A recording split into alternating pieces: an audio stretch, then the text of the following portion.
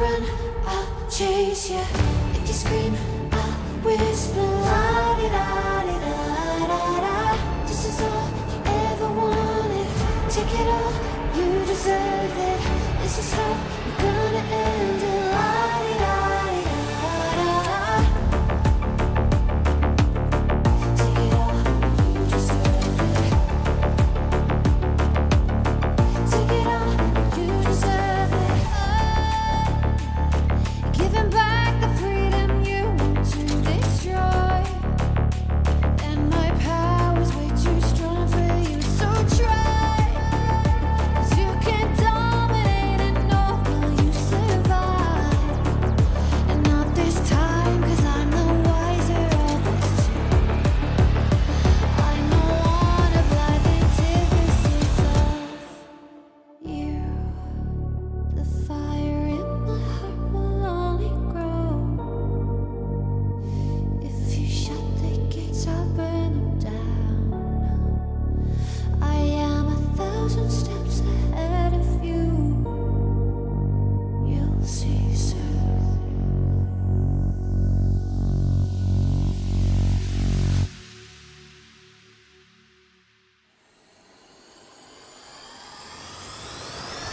If you shoot, I'll take it. If you run, I'll chase you. If you scream, I'll whisper. La-di-da-di-da-da-da. This is all you ever wanted. Take it all, you deserve it. This is how we're gonna end it. La-di-da-di-da-da-da. If you shoot, I'll take it. I'll chase you. If you scream, I'll whisper.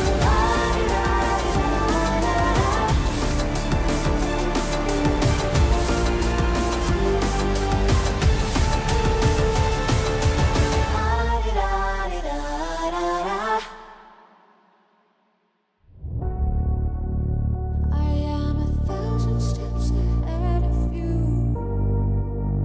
You'll see soon.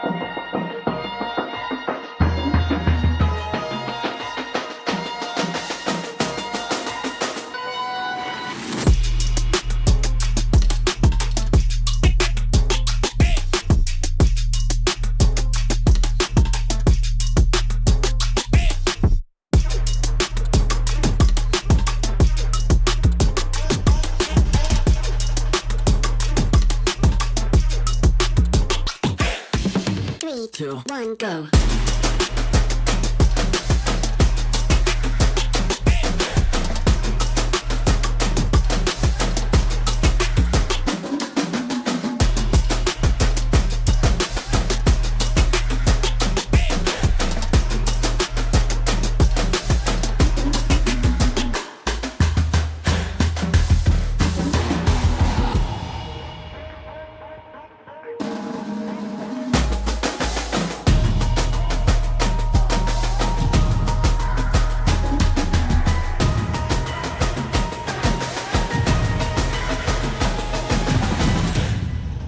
Three, two, one, go.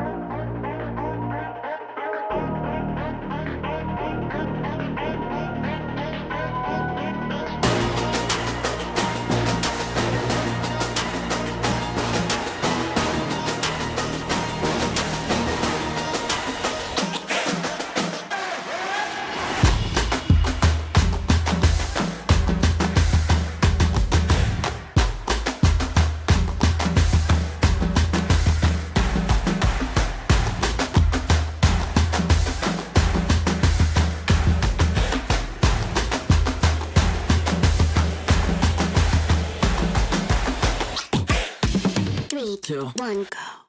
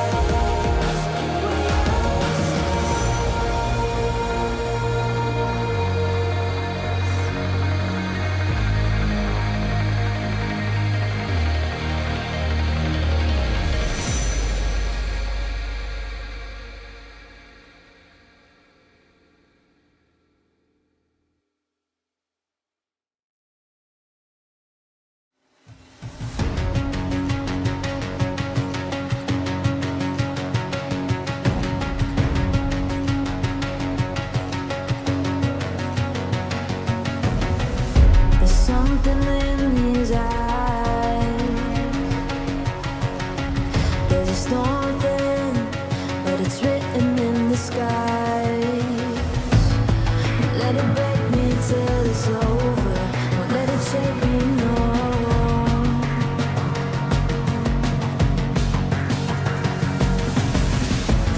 Won't let it make me go under. Won't let it make me go under. So now it's time to fly. Nothing's gonna stop me now. Nothing's gonna stop me now. Nothing's gonna stop me now. Nothing's gonna stop me.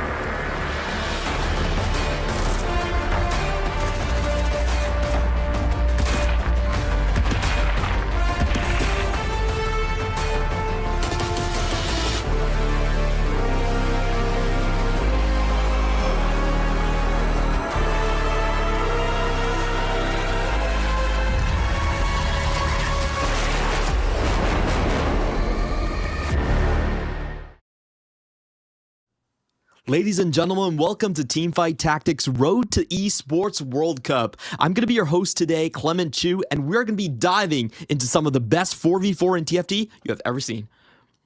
Thank you, Clement. I'm so glad to be here with you. And once again, this is the 4 major regions of TFT together, 8 slots, and only 3 can pass to EWC Riyadh now in August. Pretty hype. We'll be doing patch 14.4. So this is the last time we will be seeing things like redemption, like those items that we will for sure miss in the future.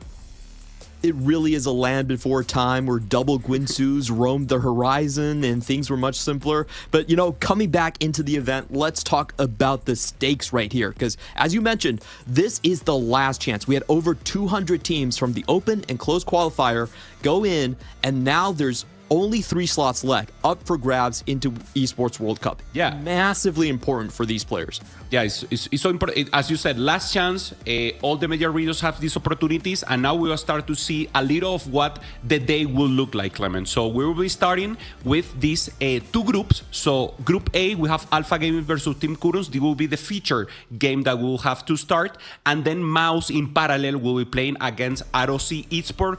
Both matchups, total hype.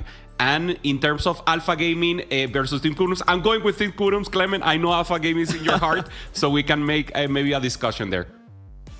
Yeah, I'm just going to go quickly over which regions these teams belong to. 100 Thieves is going to be coming in from the Americas region. Zeta division with title is going to be coming from APAC. All 4 players are from Japan. Ninjas and Pajamas, you might associate this with an EMEA squad, but this is actually another CN organization. And then Al Qadsiya, a local Riyadh home organization, is sporting 4 French players. So if you have that regional pride in you, that's kind of which teams you should be rooting for. Yeah, as we said, total major regions are being represented. We'll be looking at which of them can qualify. And remember, this day 1 is only just to check who advance to semifinals. There will be no elimination. And then after the groups get together on day 3, that's when we will see who are the 3 teams that will qualify to EWC Riyadh in August. Absolutely. There's so many more chances this time. The LCQ is a completely new format that we introduced this year into TFT, and it really is about giving the chances, the best teams, more chances to overcome the variance within the game here. So, looking over, there's a couple big things. Like, number one, there's a chance for these regions to break equilibrium. There's a possibility that we might be sending up to 6 CN squads all the way to EWC, and maybe less for some other regions. Makes total sense. I mean, you call it out. Alpha Gaming, Liluo, 62nd, Juanmi, Snowy. These are players that are always or have a great chance to be in set championship, and so many acolytes from them. And just the fact that they're still not qualified for EWC makes you think about the quality of players that we still have right now in global qualifiers. So up for grabs, once again, 8 teams, only 3 slots. I'm so happy there's a last chance for these teams because we have 5 world champions playing in the last chance qualifier. And honestly, I think they all deserve a chance to go to Esports World Cup and contest for that $500,000 prize pool. There's a lot on the line here. It's player careers. It's their chance to write a legacy.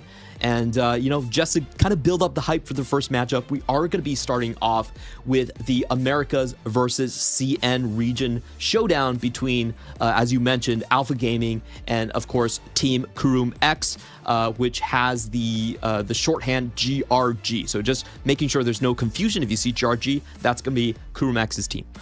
Yeah, and once again, I think in terms of pure individual performance, the CN regions with Alpha Gaming has to be the favorite in this first match. As we said, 62nd Liluo, this is just too many Juanmi for sure. And then Team Kurums, this is probably the third or fourth best team together with 100 T from the Americas. And they had a lot of respect from Vitality, for example. Vitality were the first seed, and they said, okay, Team Kurums is playing amazing. In screens is very close. So this is a team that for sure can take the win, but I have to give the favoritism a little to Alpha Gaming.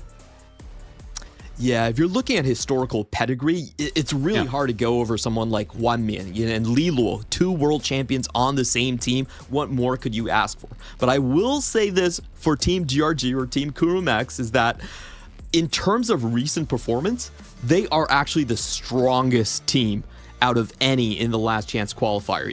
Kurum X went 4th place and 8th place in the most recent 2 cups. And it's the same thing for Greya. He actually won the first cup in Americas and then went 11th place in the second cup. So honestly, I think a lot of people are sleeping on this team. If it's just coming down to recency performance, I actually think Team Kurum X is actually even stronger than 100 Thieves, which has the likes of Dish Soap and Re-Replay. So very, very interesting matchup. You got the historical greats in CN, but the recency, I would say, has to go to Team Kurum X in Americas.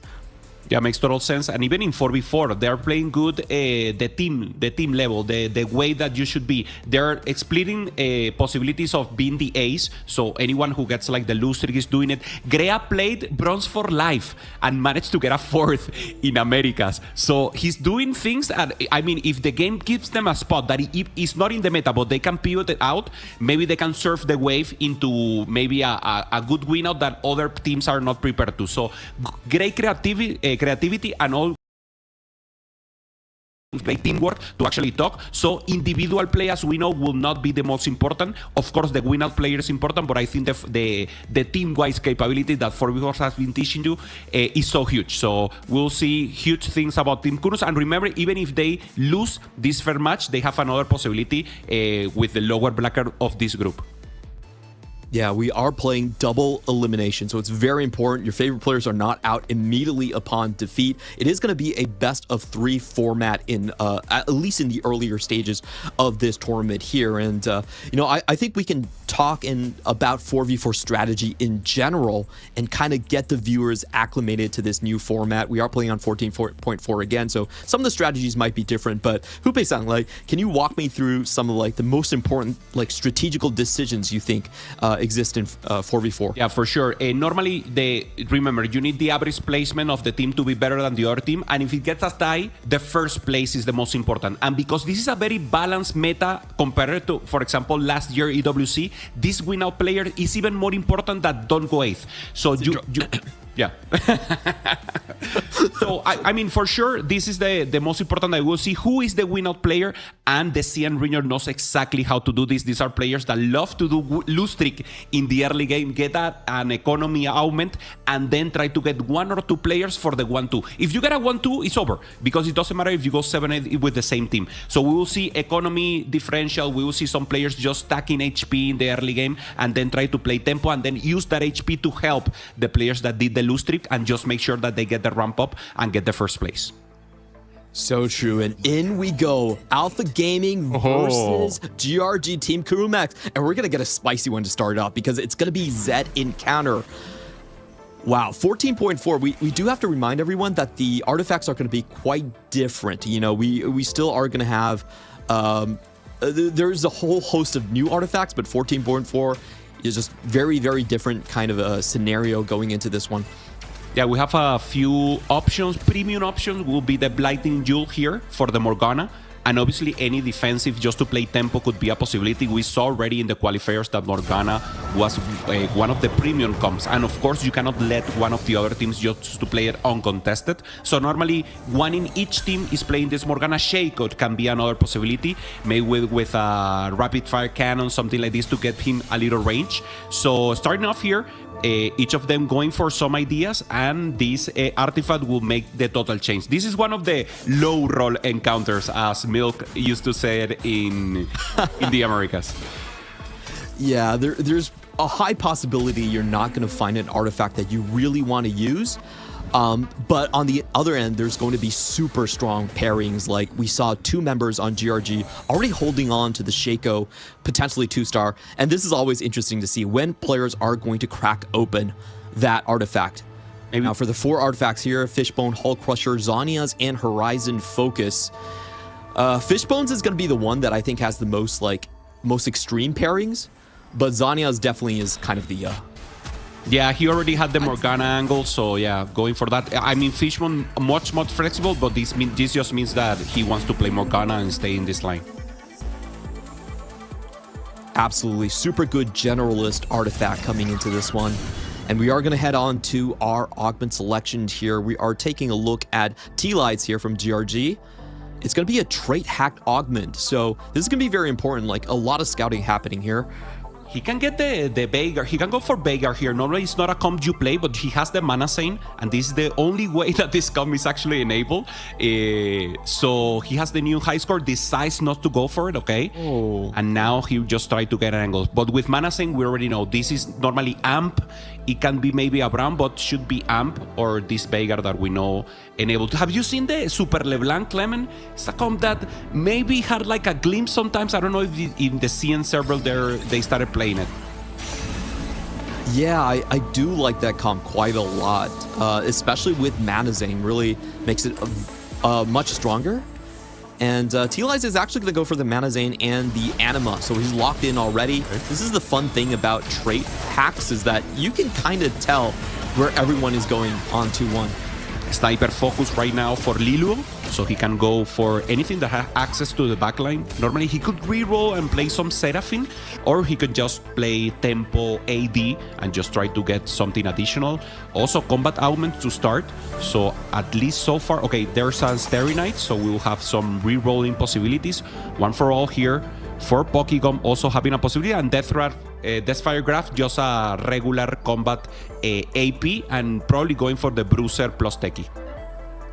Yep, we are going to see the Gorilla composition already. So, you know, when we talk about 4v4, something really important is the tempo of the lobby. If someone is going with a 1-cost reroll, that means all the other 1-cost rerolls get that sort of benefit. They can get on the tailwinds of this composition and move forward. On the other end, we're going to have an interesting pairing here. Not today, with an Unending Despair and what appears to be Shaco items on a Kog'Maw. He's doing cosplay. That's Kog'Maw doing cosplay right there. Just having a possibility. I mean, Unending Despair, pretty... It doesn't matter the comp. You always have a tank with a lot of shields. and maybe just a possibility here to go. He's holding up to the Nafiri, so probably there's maybe pulse or some good items there, and he's trying to just pivot out of this and try to play Nafiri. Nafiri is pretty strong if you manage to get a 3-star, and you can pair it out with the Yumi, and you have that possibility of playing Amp with the more reroll type angle. Absolutely, absolutely. We are seeing the artifacts really enable a lot of these low cost and sort of reroll based compositions because you get that concentration of power so much easier. It's going to be a lot of compositions that we don't usually see. And Starry Night here with Blighting Jewel, I think everyone knows where this is going. This is tough because Kurum is also playing Morgana with preparation. So maybe Kurums is the one who will pivot out because we know Grea cannot. It's like very difficult here. He already has the Blinding Duel. So maybe we'll see players in the same team contesting for the Morgana comp. I hope not. Yeah, I don't think that would be a winning strategy. There's only 31 costs in the pool. If someone is starting knighting it, it's going to be very hard to get that. So it's going to be interesting to see how Kurum X maneuvers. I have to assume that Grea eventually does get that Morgana spot with the Blighting Jewel. I love the Lilu angle here with the Shaco. He has the range only with the sniper focus, so he could maintain into the Shaco, or he could go possibly. Okay, we have the big overflow hack. This is one of my favorites, Clem. It's like so many information I knew in the 4v4 that you need to make decisions to grief the opponent. Oh, it's pretty tough. Okay, there's the pan for Grea. That opens him up towards the Bastion emblem already. One of the most broken features of 14.4. Yeah, Bastion Morgana is so amazing. And remember, chat, it's because right now the Bastion pan, what it does is transforms the resistances into damage, into AP. So Morgana is already so huge, doing so much spread damage, and now it also gets the additional defense and damage from this emblem. So that would be the angle right now for Grea. I think we already have a win-out player on our hands. For GRG, if this player, if Grea can maintain his HP, this is one of those compositions that could easily take first place in 14.4. Yeah, Bruiser right here. Just to check, we already saw all of the players, so we have a good idea of what everyone is playing. And here's Kurum. So Kurum got a start of Morgana, but he's now deciding just to ramp up some units. We can see the bench just to have an idea what would be the pivot. Maybe the Vini Corp would be some pivot possibilities here. He's holding onto the Ras. He's holding into the Shyvana. So he will have to pivot for sure. So I think the value of preparation is very low right now. So Kurum, I think he will be just should be the win-out player with the preparation or a possibility, but I think he's just stacking, and he knows Grea has a better position here for the Morgana. Yeah, it does look like he is going to have to sack a lot of those stacks. He could play into an anima type of composition. He definitely has sort of the pieces here, and also just the spatula for a lot of win-out potential. No one with Cypher, so yeah, so should be an easy loss here for Grea, getting huge ramp-up of economy here. Steady Knight also with good possibilities here, trying to get something. Remember, Steady Knight, he needs the value as quickly as possible, or maybe he ups level, he can try to find it later, but normally Steady Knight is good for 1 and 2 costs, and it's difficult because you have to get the value as soon as possible here. So no mana for him, that's also a variable, so no tier. It will be difficult for him to get the blue buffs that is so important in the Morgana. Yeah, it is going to take a while for him. He also probably wants to put that Bastion onto the Morgana. So I think you can do without a blue in this build-up. Yeah, you can do Bastion healing maybe, yeah, Gunblade. So now we're going into 60-second. 2 100 HP players full streaking without running into each other. Very interesting. First time we're going to be taking a look at Snowy's board. He has a Light Shield Crest and already an IE built up. So I'm going to leave this up to you, Hupe-san. Where do you think he's going with this? Yeah, good, normally good tempo, good AD units. This is Marksman normally, and he can also play any of the 2 AD premium comps that we have right now. We can go Marksman with Vanguard, or we can just play Seri Misfortune as a possibility. So I think he will just maintain himself flexible, and depending on the roll down or the angle that he has, he can pivot out into any of the 2 comps. Yeah, still open to a lot of outs here.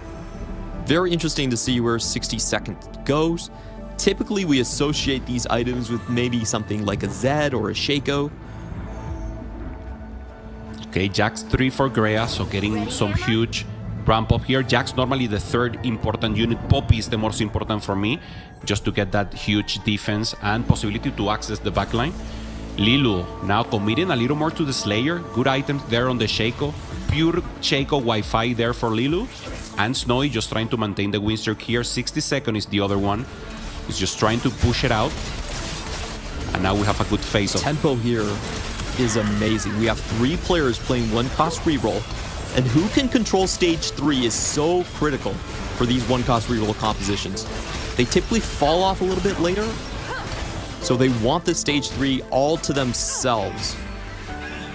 I love to see this, Clement, because normally the trend that at least in America we perceive, or in EMEA we perceive from the CN players, is that they were actually playing to lose streak into the win streak. But this tempo play from both 60 Seconds and Snowy totally obliterates these tiny things, and obviously they are world-class players and they can play any angle possible.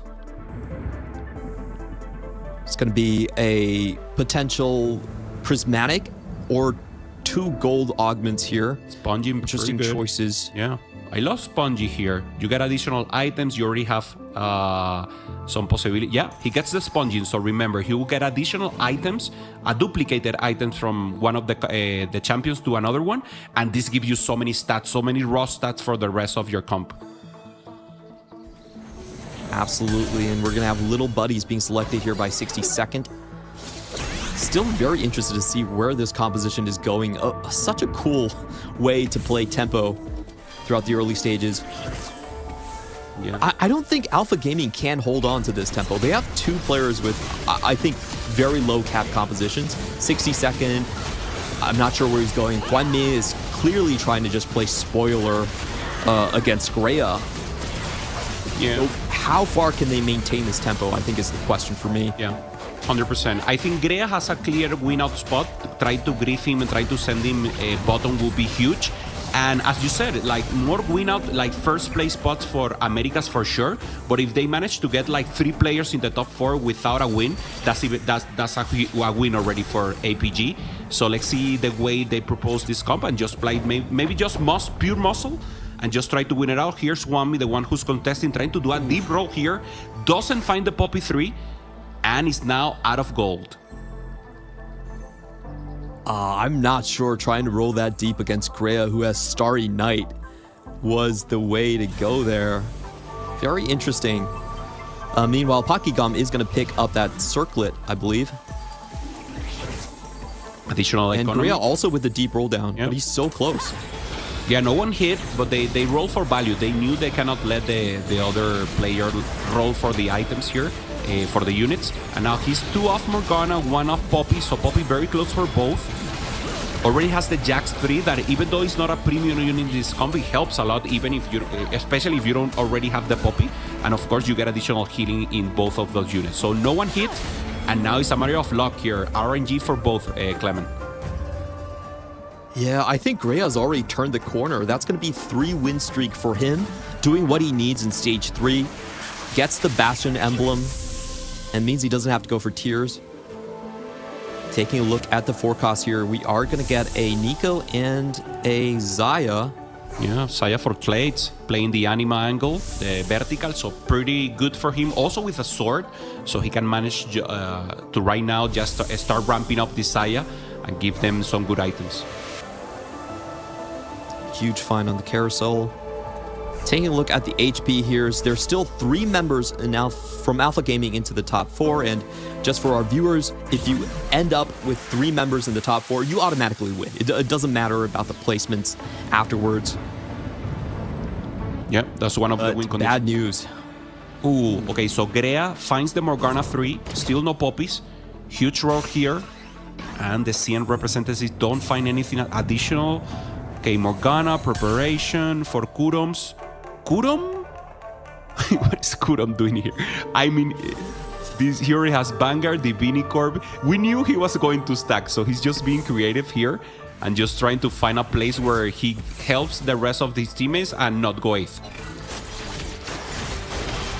Yeah, he still does have a lot of gold, but I'm so curious to see It's a where he's steady. going. It really feels like... Okay. Maybe, Clement, what do you think? He has the SETI. I think this is rapid fire. He had a pan, right? I think he has a pan, an open pan.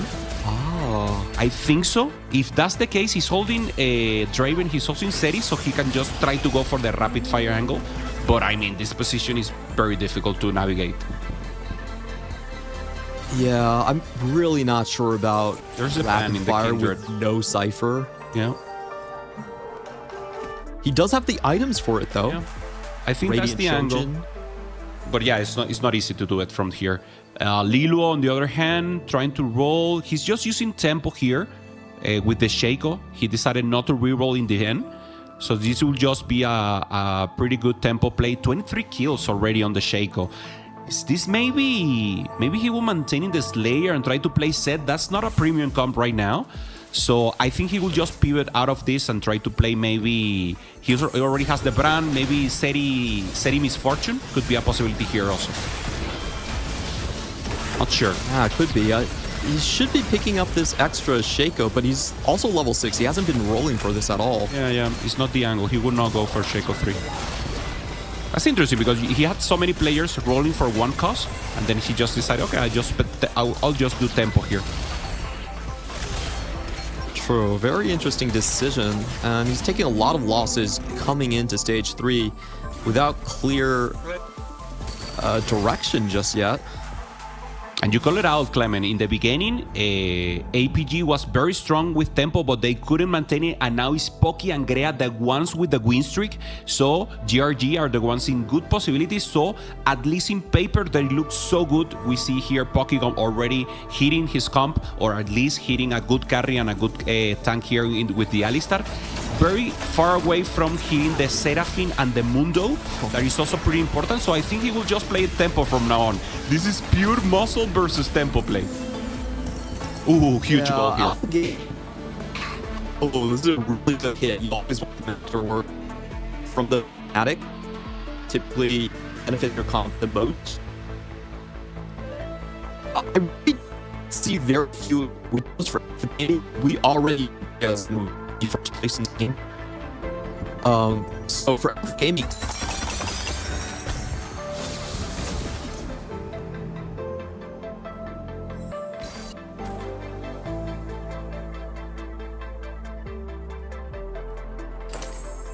Okay, so we continue here, and we're looking at Zeta also with the Alistar, and just continuing here with the rest. Okay.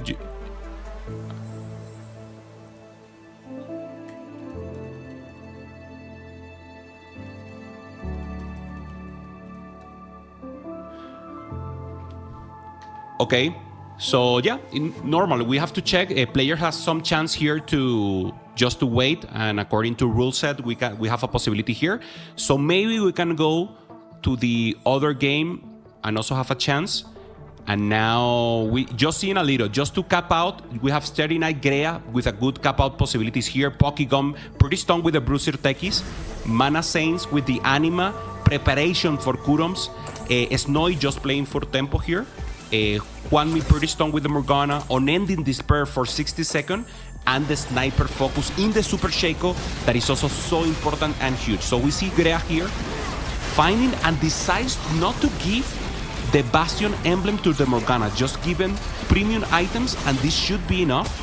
So it isn't. So Grea loses here against Pokegon, and once again, GRG pretty strong right now, and even the same player. So Clement, we're good. Yep. Pokegon is still with the win streak, and even though he doesn't have all the 3-star, he's actually the one popping up the lobby right now. Yeah, that one cost reroll tempo play is absolutely amazing here. And now we're taking a look at Kuromex on 30 HP. He has to avoid not going 8th here. Doesn't find the bow just yet. He has the Pandora's item, but hasn't been able to hit.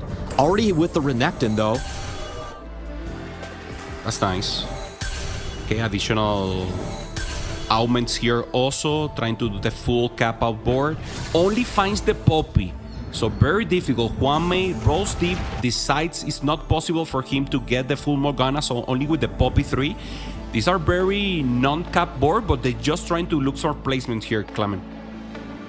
Yeah, Wanmi and Kurumex really look like sort of free fall positions. If Kurumex doesn't get that bow, it's gonna look kind of ugly for him. Okay, second.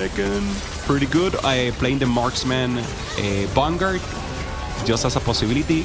Only the Guinzos here on the Philios, and good items here on the Saya. We have seen this so much that if you have the augment of the Edge of Night, you just use it on the back line. Good win here for Kurums. Good win. If he can outplace Wanmi, that means tactically Alpha Gaming find themselves in a world of hurt. The spoiler goes 8th, and Greya still shooting up the rankings. That'd be the worst possible scenario. 60 seconds, still without that Zaya too. Now going over to Snowy's comp. 32 for Kurums. Snowy playing the Morgana, the Misfortune with Steady. Pretty strong Pokegum just deciding here. This comp will fall down, so it's very important to recognize. Even though he's pretty strong, he decides to go for the Bran as secondary carry. This is huge commitment here and a good variability. Because he doesn't have the Seraphine that is normally the other 3-star, Bran could help here, and because he has the emblem, it's easy for him to get the 6 techie with the 4 Bruiser. Getting this on level 8 just feels absolutely amazing. Against Kurumex, it's actually better if Kurum can win here. Gives him more chances to find that bow that he's looking so hard for. Is it enough? Good access to backline there for the Draven, and huge win once again here for Kurums. This is so good from Pokegum. He actually takes the item off of the Zyra and gives Kurumex that chance to turn the corner. Now he's going to get that bow no matter what. So important. Also getting the Samira. No one with the amp angle that we normally saw. Normally, as we know, that's the loose trick with economy augment is the beginning. So no one got that possibility. As a chance, Kurum, once again, getting that additional health thanks to the win trading here, the good win trading, the permitted win trading for the team. And it's now 44, it's totally okay. You're not going to get fined. The thing is, can he go 7? Can they send Lilo 8? That's the chance here for Americas. Meanwhile, CN server pretty strong.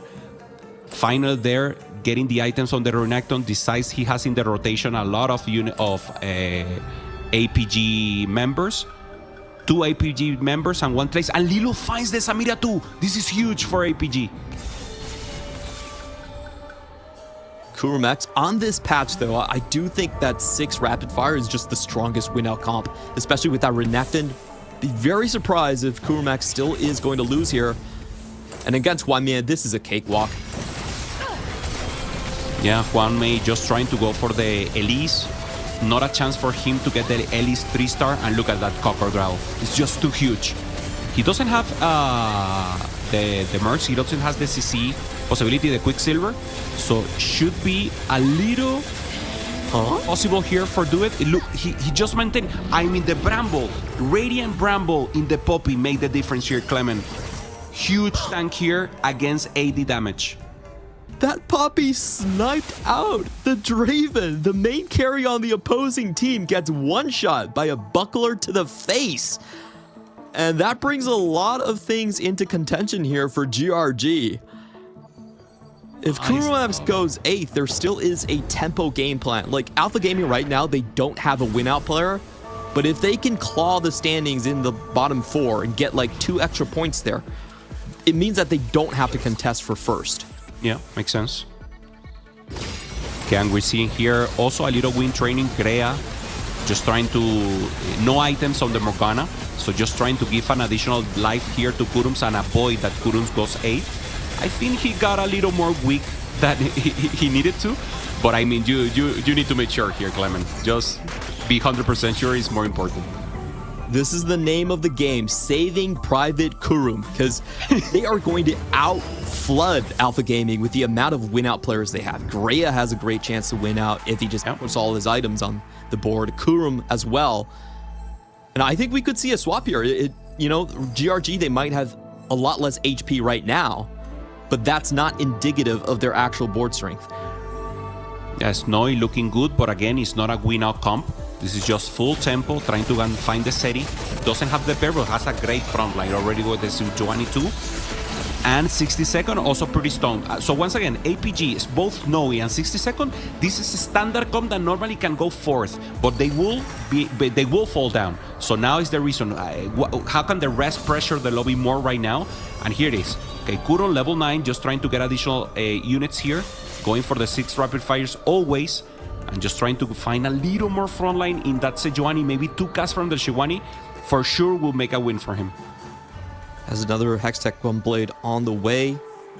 Potentially going into that Renekton. He still has 2 removers, so it's considering where you could place it.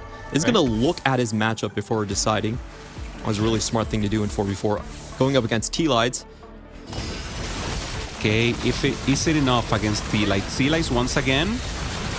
No items on the Saya. Decides to put the Mana Saint, recognizing that Kurum is actually pretty strong. And he's looking close here. They want Kurum to win by just a little. That's nice. It's very difficult to measure in the late game because it's so fast that actually you're not the tanks make so much difference, and you're not really sure. Like, I don't know, you give me 1 more second to the other team, and I mean Kurum could lose here. So very difficult and good measurement here just to make sure they lose by the slightest slim of HP possible. Yeah, he didn't want to do too much damage to T-Lights, so held his items. But it still looks like T-Lights is going to go dead last right here. Very unfortunate to see that Zaya has been so contested this game. Oh, he finally finds the Zaya too. Okay, waiting for the items. Going up against Grea. He has to put items in. He doesn't want to go 8th. But the problem is 2 GRG players are contesting that 8th spot. Grea just trying not to put items once again on the Morgana, maintaining his teammates alive. Ooh, I'm not sure about how much HP they're trying to allow T-Lights to survive with. I still think T-Lights might be going down, but, you know, is sacrificing that much HP from the win-out player necessary? That's going to be the big question. And Kurum loses. Very surprising. Wow. Who did he lose to? Oh, yeah, Poppy 3 for Grea right now. So that was the cap out of his possibility. And now you cannot win trade anymore. You need to go for the win out. And maybe sacrifice one of the players. Should be T-Lights here. And Kurums maybe with a more chance of capping up here with the 6 rapid fire. We haven't seen what comp Lilo eventually pivoted into. He had the sniper's focus, but now he's been win streaking for a long time. 7th Street Demon with Samira. Samira 2. Ah, great win out. Great win out. Normally, it's not the usual. Once again, normally we don't see this Street Demon line so huge here. And now this is terrible. 60 seconds, trying to obliterate, and he should be able. Yes, he eliminates Kurum, a win-out player here, so it will be in hands of Grea. And T-Lights, can you survive? He goes down. Wow. No. And wow, now that's a huge blow. Yeah, the only chance right now for CRG is to take the 1-2 Grea with a good possibility with the Morgana. And Pokégon was just playing tempo. I don't know if this Bruiser Techie con this possibility. This looks like a win for APG. Yeah, I have to say, I think Kurum, like, not getting that 6 rapid fire with the Pandoras and trying to save T-Lights, like, both Kurum and Grea had to sacrifice for T-Lights. And I honestly don't think it was worth it. I felt like T-Lights was going 8th no matter what. And now Kurum actually ends up 8th. So, can Grea and Pokkigum 1-2? That's the question here. Okay, yeah, I totally agree with you. T-Lights has an anima comp that normally is a comp that just want to preserve HP, and he was just looking out. He was sacrificing T-Lights and then just trying to go for the winner with the rest of the players. So yeah, pretty bad that it happened this way. So not the best sense here. Grea going up again, 60 seconds. Very important here just to test the strength of both of these 2 players that are actually pretty strong. 60 seconds already has everything 2-star except the front line. And let's see if it's enough. Morgana, great access to backline. So Grea looking pretty strong right here.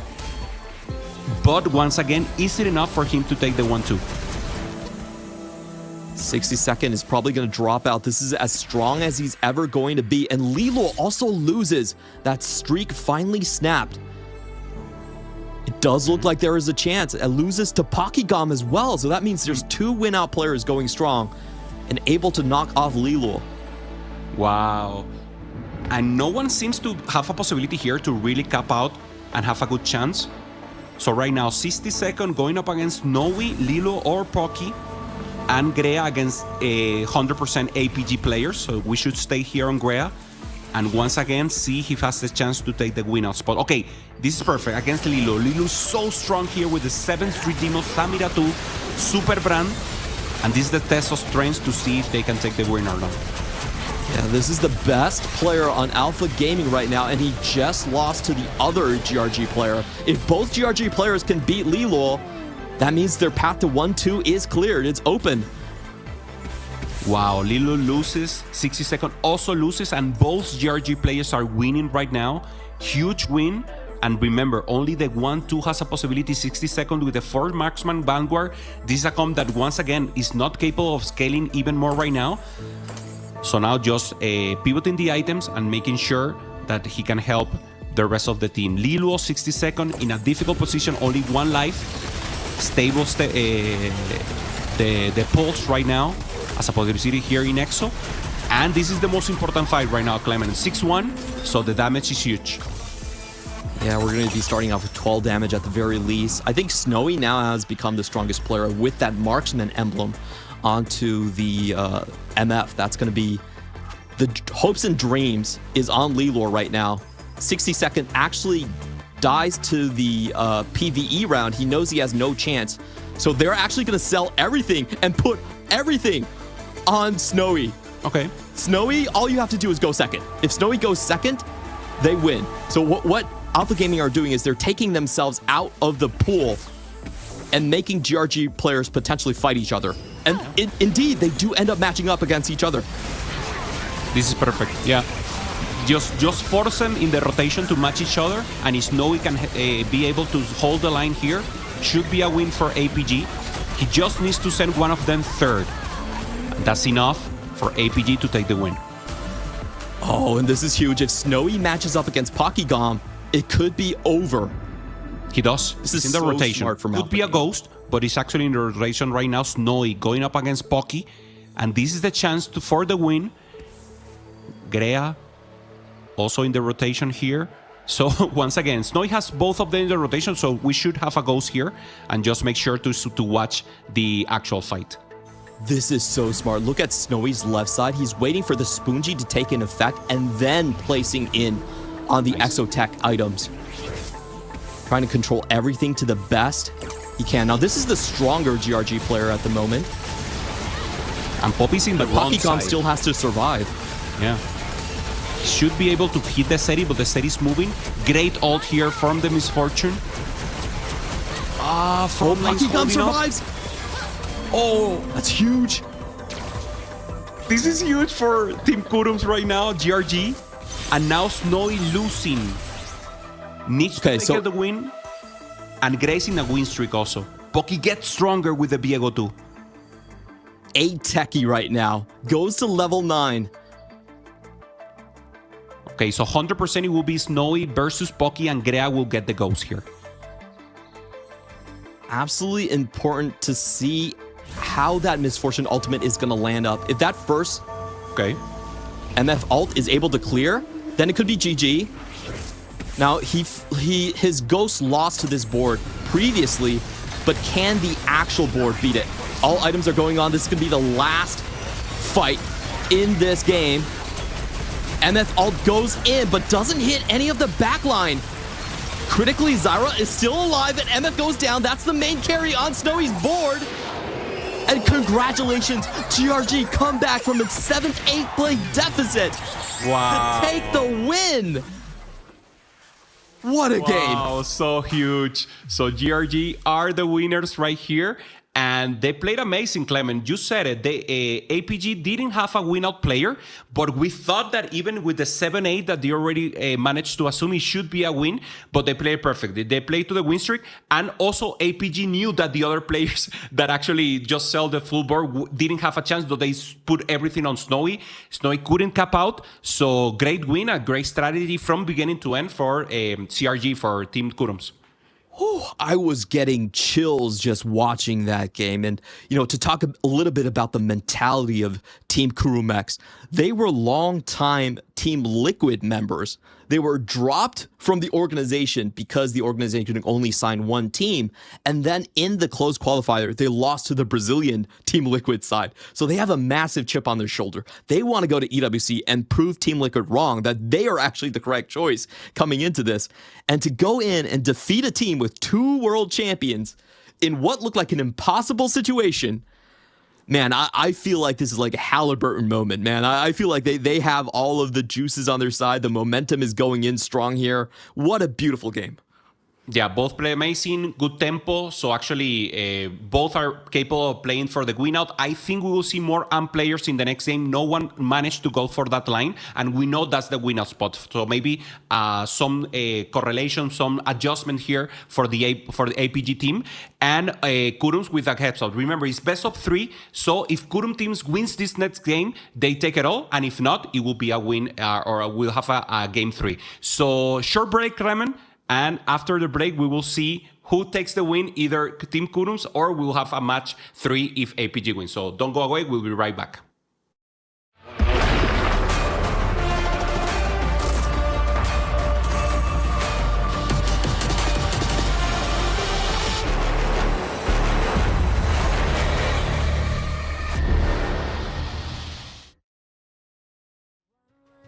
Get left behind. A million more before I've tried. Let it break me till it's over. Let it shake me, no.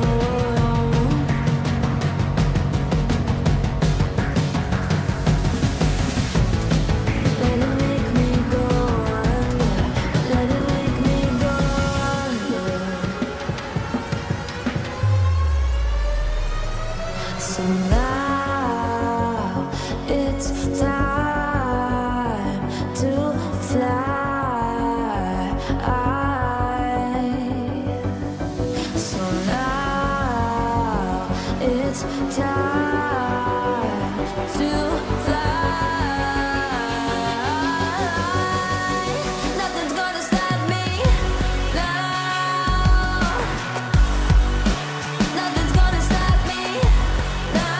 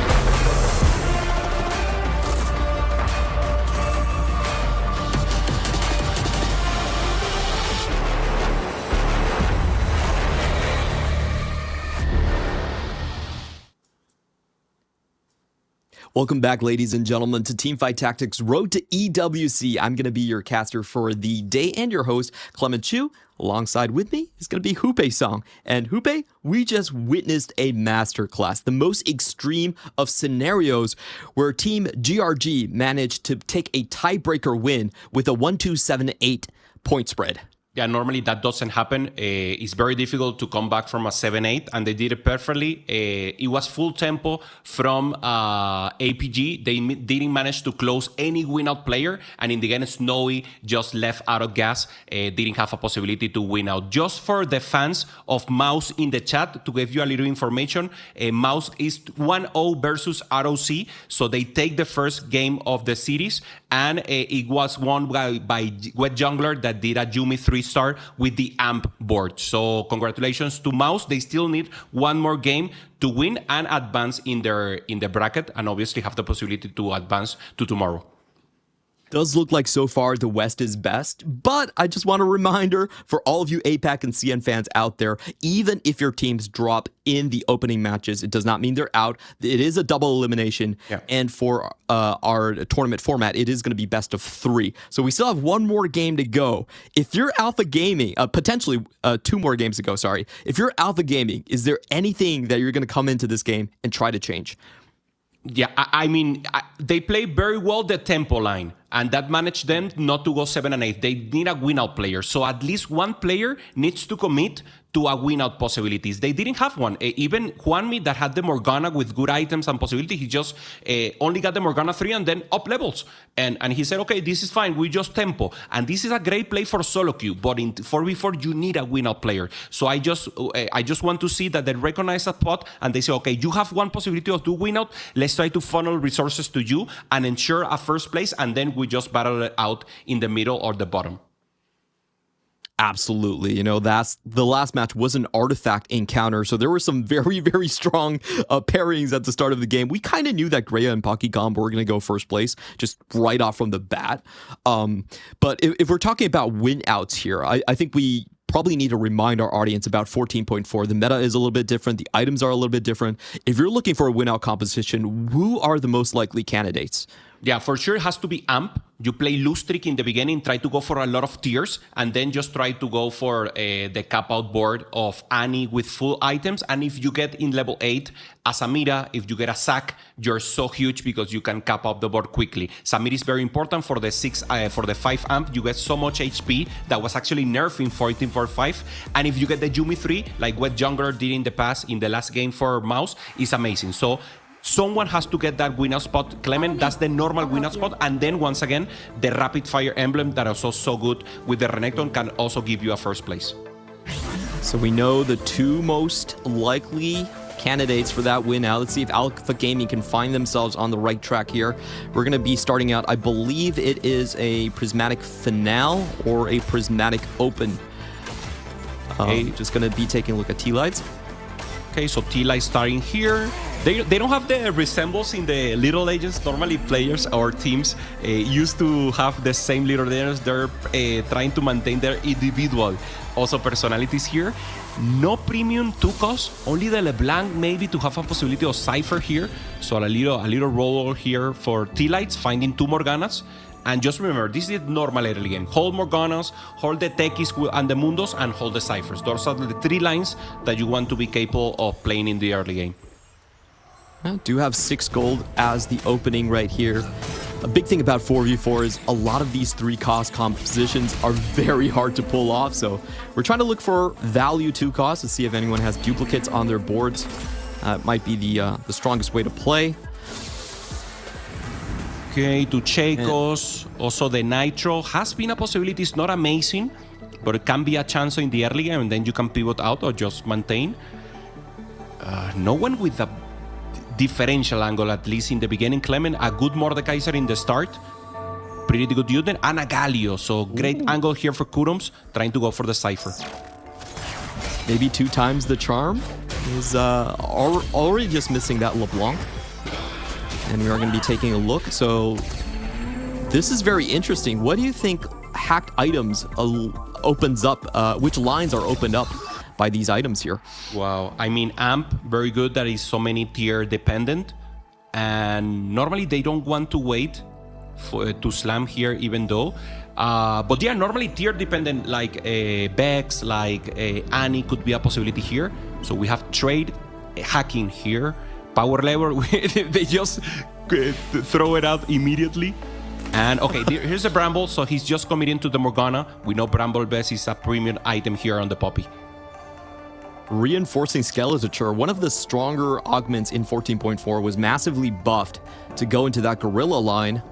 We're not sure if he actually has the cards. And what, 62nd has a 2-star Mordekaiser? How? What? Why not? Bastion just gets Speeded Link to get some ramping up here. So we have some information, playing tempo here for T-Lights. And with the Bramble on the other hand, trying to go holding the Cypher. So T-Lights also, together with Kurums, are trying to get this Cypher line. T-Lights is an expert. I've seen his streams. He's an expert on this Cypher line, Clemens, and he loves to go for the huge cash out. And he knows also how to perform in the medium cash out just to play that a little more tempo in the mid game. And is going up against Pokygon versus T-Lights here. He sees his teammate having that very strong Thorn skin and is just going to slam his items, knows he's going to lose anyway. Now, I just want to take a look at 62nd. How do you get a 2-star Mordekaiser? I mean, that's pretty clearly going to be a tempo monster for Alpha Gaming at the start. Okay, Snowy committed to Marksman. We have reroll Oh, here. he actually slams both? Oh, he has Corrupted. This is the best Exotech item for the Mordekaiser. So he decided just to use this augment directly. It's like tempo, and use the duplicators now and try to go for a win streak here. Yeah, this is understandable. So it's going to be a very big sunk cost if someone is able to break his streak. But looking across the boards right now, I don't think it's going to happen. Okay. We also saw Liluo with Morgana with a Bastion emblem.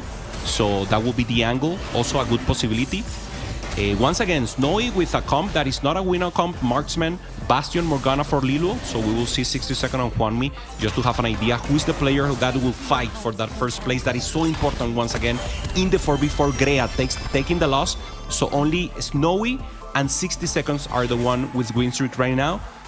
If they are able to maintain it, that's huge tempo and HP preservation for the late game.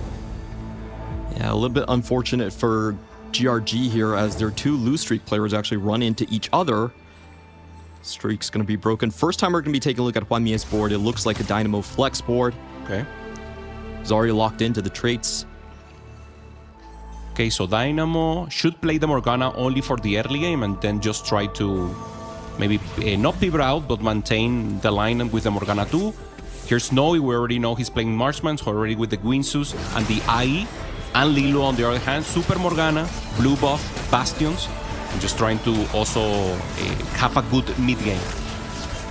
I have to say, in terms of the direction of these compositions, Alpha Gaming really hit the jackpot with most of these hacked augments. The hacked augments already fit their board. They had the corresponding units on their benches. So I think they're in a much more defined position at this point. While for GRG, it's very open-ended. It's kind of a pick your journey style of book here. Yeah, patient story. They're more like thinking of the late game. So once again, full tempo from CN region with APG. And another pan here, Clement. This opens 2 pans. Grea gets one with patient study. He can go for the rapid fire, ideally. And Juanmi is the one with the other one. So he's playing Dynamo. He can just maybe Bastion +1 could be a chance here. This is absolutely huge coming in for the side of I believe for GRG, because they're the one that didn't they're the ones that I think have more open-ended play right now, and giving them these kind of free spatulas, it could allow them to pivot into a lot of the +2s potentially on 3-2. Okay, also okay. Rapid fire like you're talking about. Huh. Makes total sense. 60-second. Trying to maintain the win streak. I mean, this Mordekaiser is just so huge in the start. He's looking for the warm-up. That's the level, right? Okay. Yeah. Go. Okay, gets the Marksman in.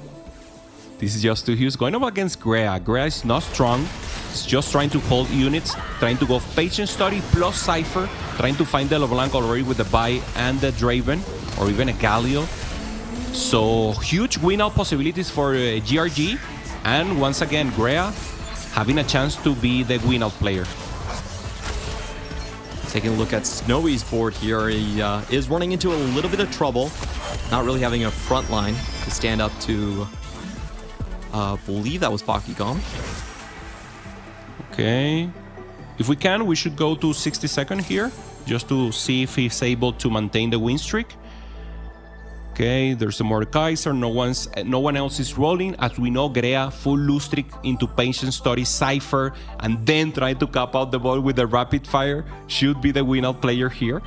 And 60 seconds. Does he have what it takes here to maintain the win streak? So important, Clement, because he used a full gold almond in the start that will not give him additional stat in the late game. So he needs this win streak just to preserve HP, and he gets Kurums. So perfect. Kurums already with the Cypher, 24 in the Cypher countdown, and 2 players. Both Kurums and Grea playing Cypher. This is normally in 4v4. One player will go for the full lose streak, and one player will only get like a small cash out and just try to get a little tempo and go out of it. Yeah, this is a little bit interesting for GRG. If I had to judge their position, I'm thinking GRG is in a very precarious situation. They have 3 lose streakers on their team, and their win streaker, T-Lides, was broken by 62nd. So in terms of the gold and the HP that they have right now, it's looking a little bit shaky. As we know, they do have that spatula advantage. Blue buff also here for Pocky. Could play the Amp and could also try to play the Exobex that we didn't saw in the last round.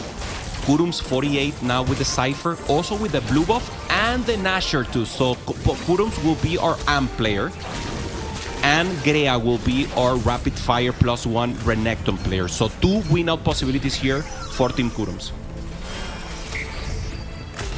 Wamie also finds that Dynamo +1, or he slams it. Okay.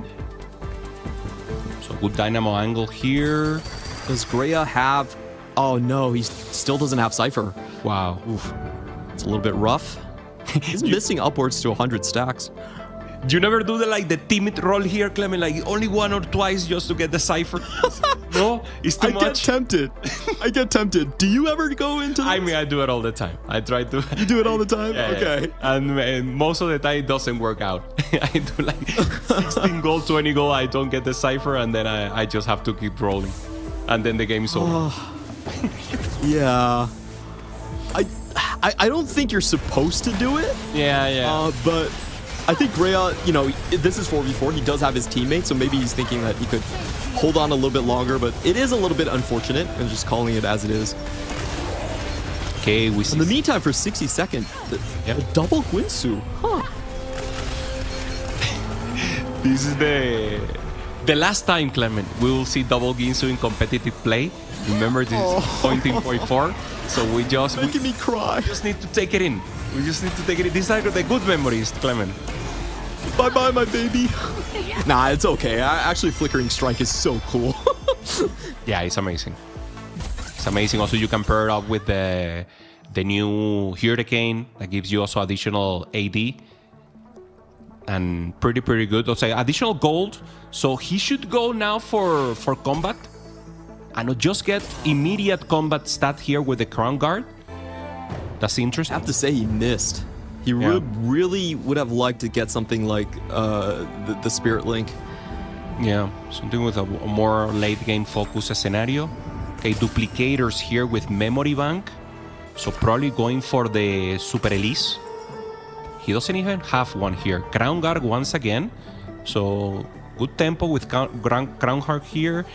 Very far Lilu from getting the Morgana. Trade Tracker as a winning possibility here for Pokégol. So 3 win-out players for GRG. This is so fun. Everyone is swinging for the fences on GRG, but how many of them can actually make it? That's a big question. A lot of them have not turned the corner. They're just playing solo queue right now, trying to go for the win-out spot. I mean, I like it. You need to make sure that you have the top 1 spot, but obviously they will punish HP against themselves, and 60-second with this HP has a chance to pressure the lobby so much. So having 3 win-up players is a big risk here for GRG.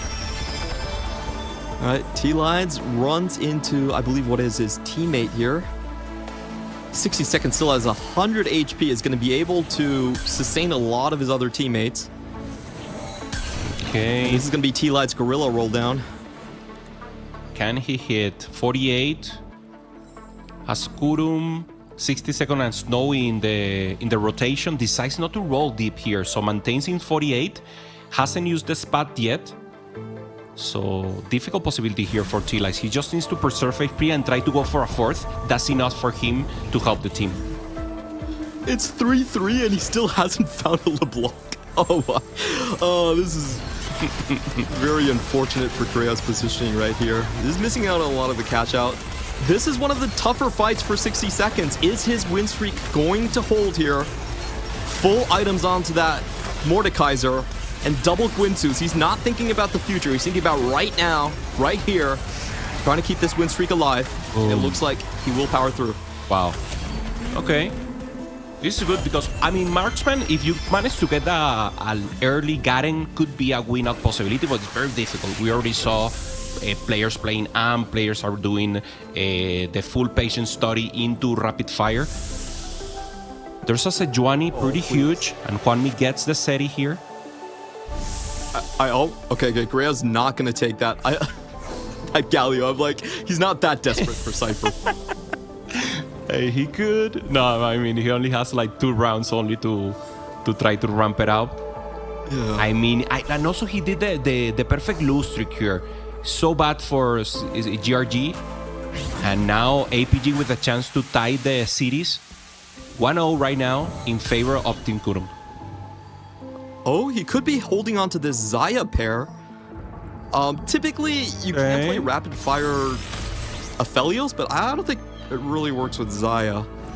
Yeah, never seen with Zaya. Normally, the holder for Renekton is actually the set, so you get the Cypher, the 3 Cypher for free for a while. So let's see. Maybe he has some tech that we don't know yet, or maybe just a variance that makes sense for him. Yeah, very hard to see where he's going to end up here. Still looks like it is going to be 60-second powering through here. At least that's my guess. Okay. There could be 4 poppies on the board. Poppy huge. 3, sorry. The suspicious Poppy. Trying to get some ramping here, but 60 seconds is just too strong. So maintaining the win streak here for sure. And just trying to punish the lobby. Pokégon, pretty strong right now. Has the trade tracker. And hasn't still popped it out. So Pokégon also pretty huge here. Getting blue buff. So this probably, obviously, has trade tracker. He wants to go for the EXO line. So just trying to play EXO with the Vex. And just trying to cap out with the whatever emblems he gets. Yeah, he's just missing on the Kindred right now. He gets that. He can go to level 7. Start it, and do we finally have the Cypher? Yes, we found the Cypher on 3-6. Let's go, boys. Okay, we're in a good position here. Everyone is okay. Not big Cypher cash out. So we have a chance to maybe check the other game and make sure to check on Mouse and have a possibility here. 60 seconds trying to hold on. And he's just so strong here, Clement. 176 will be the cash out for Kurums. Yeah, Pocky also loses, so a big tempo advantage here. At least 22 HP acquired here. Can we check Kurum cash out here? And then if we can check the other match. Okay. All right, we're taking a look at Kurum's board right here, doing a full pivot, has a ton of gold. This is going to go into the AMP composition. Yeah, so huge that level 8 roll down is huge. We'll have now a change just to watch what's going on with the with Mouse in the next lobby. So let's go once again with the Nexor server just to have a chance and so that everyone can see the full possibility. So let's go directly and let's see what Mouse is doing. Remember, Mouse got the 1-0 in the first game. So we're going right now and check what they're doing and if they can close the game right now, Clement. Yeah, I think they started later than the other lobby. But it does look like 3 Mouse members on top for now. Wow. Really strong. Solo with full tempo here. Dynamo with the mana same, at least 2. Wet Jungler on the bottom with 5 win streak, 86, 83 HP. And this is full dominant position for Mouse. True. I do want to return back to the to the previous game where Alpha Gaming is going to be going to big roll downs here from Kurum and all the rest of the members. Okay, big ROC. Let's just check quickly here. So little bodies for Aphelios to have a good possibilities here. So no win out spot. The other ROC player is trying to play Amp, but is very far and doesn't have a good lose streak here. So this is a good chance. Panda, on the other hand, trying to do the bruiser angle with the range force that you mentioned, Clement, but it's not enough for him. So maybe this is also a top 5, a bottom 5. Salvi trying to get Pandoras into good items here once again. Also trying to play the amp line with full mana. So also one possibility of ramping up. And Araya from ROC, the final player, just playing full tempo. Looking like a good win possibilities. Panda finally finds the Bruiser Techie line, but looking like a good win for Mouse probably. Yeah, it does look like a free fall for Araya here. The very interesting thing about ROC is they are a multilingual team. Yeah, makes total sense. So now we will go back to the main stage. We can only have a chance to check the other lobby. So let's go directly to the main game of today of the first round. And once again, Team Kurums going up against APG, CN representative versus the Americas. All right, so here's the big thing. The roll downs on level 8 have already concluded, and we have 6 rapid fire with the Varus in for Greya already. Big find. Kurum finds the 5 amp on level 8. Okay. Also with you need to have faith. very early to Zap. find that Samira. Yeah, this is perfect. Not many gold to roll. So only one Beloved on that sack, but this is the win out possibility. Obviously going up against the full Renekton now with the rapid fire and healing is so difficult to make a win there. Now going back to T-Lide's Gorilla Comp. Yeah, I think it was a Gorilla Comp where he's holding Lilo's 1 costs. Okay. Splitting here, sending one player to split. T-Lights with bulk. So huge there for the Mundo. Having so much HP. Very difficult to turn down this Mundo. I think it's a good spot here for T-Lights. Also has an open spatula to buff that comp even more. Nice. Now we're going to be taking a look at Juanmie with a massive Varus there in the back line. Yeah, Dynamo Virus, so having a huge chunk of mana generation here. Call to Chaos is Lilo a possibility, and he gets the dummy with the 2 Solaris. A bit of a low roll here because it's overflow on resistances for his front line. And meanwhile, on the other hand, Pocky actually has a Coronation plus a Golden Nox. Okay, Coronation for Greya. No, for Pocky, yeah. I mean, for Greya is huge here. He should take the win out. He's 30 goals, so he's planning to go 9 here. He finds the Renekton 2 is actually over right now for APG. Overflow, sword overflow for 60 seconds, just trying to play full tempo and trying to use that HP in his favor. Greya getting the Samira for him. Maybe trying to deny here could be a good possibility. No. Thinking about it. Can he get that? Yeah, full control for GRG here in Carousel. The big problem about overflowing the board with win-out conditions and going low on the HP is you have to rely on fight RNG to not roll into your teammates over and over again. That's going to be a very big risk, but if they can turn the corner, GRG might be giving us another miracle win. Okay, let's see. Renekton, no pair. Good front line, making sense. Full funnel in damage in the Renekton, trying to get the Seri as the secondary carry. There's the Hover Kurums right now, getting the 5 amp. Good items. The sack is ramping. So also good possibility. So even though they're in the bottom, they're actually the strongest right now, or the ones with more potential to win out the lobby. Yeah, Kroom and Greya look like win-out compositions to me. They've hit all they wanted to hit on level 8. Very lucky for them. And as long as they don't run into each other over and over again, should be fine. We're finally taking a look at 60 seconds boards where he ends up. And it's going to be the MF EXO. 14.4 though, Crocodile is king. That's nice, that's nice. Okay, Greya. T-Light, I mean, T-Light has to be the sacrificial player here. He's trying to play the Gorilla comp and shouldn't be enough. And we see 4 GRG players here, Clement, in the bottom. We know that Greya and Pocky has a possibility to ramp out, but this is full HP domination from APG. And much better starts. 3 lose streak opening for GRG with broken streaks, so it was very hard for them to turn the corner. Now it's all about fight RNG. Like, they really cannot have Greya and Kurum X running into T-Lides and Pokygom at the moment. It could be absolutely deadly. Okay. Running into Snowy, that gives them a chance. Oh, wow. Perfect positioning here from Snowy, because Seraphine will not be able to do anything until she managed to ramp out the backline. No access to backline for the powerful units here. Holding up here. Leon at 1, and it should be enough here. So Tila is taking a hit, doesn't manage to achieve, and now only 1 HP, 1 life for him. Yeah, T-Lides both games running into the sacrificial position. But if you can drag Lilo down in the standing, that's good enough. Okay. Lilo found the Morgana 3, but not yet onto the... Still looking for the Poppy. This is a trade tracker from Pocky. He was trying to go for the Vex angle, didn't find some additional like EXO +1 or something like that, so just trying to play Dynamo Flex, and that will be the angle for him.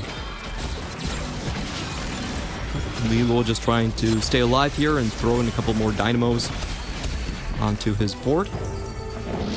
A little bit of a low roll coming in for him with the Call to Chaos. Meanwhile, Huamie wins 3 fights in stage 4. Okay. A good stabilization. I mean, that Varus is doing... I mean, it's more utility. It's like a more utility-wise Varus, but making good chance here and having good possibilities. Go to level 8, trying to roll here, trying to find the Vex, and have that triple carry that is also important for him right now, not only dependent on the utility. 60 seconds 60 looking seconds huge. still has a lot of gas. Yeah. 56 still. Okay, T-Lights. I don't think he can manage to maintain here. Maybe Seraphine, if she managed to snipe the Misfortune, he could have a chance. 11 HP. Let's see this first. MF cast as it goes through.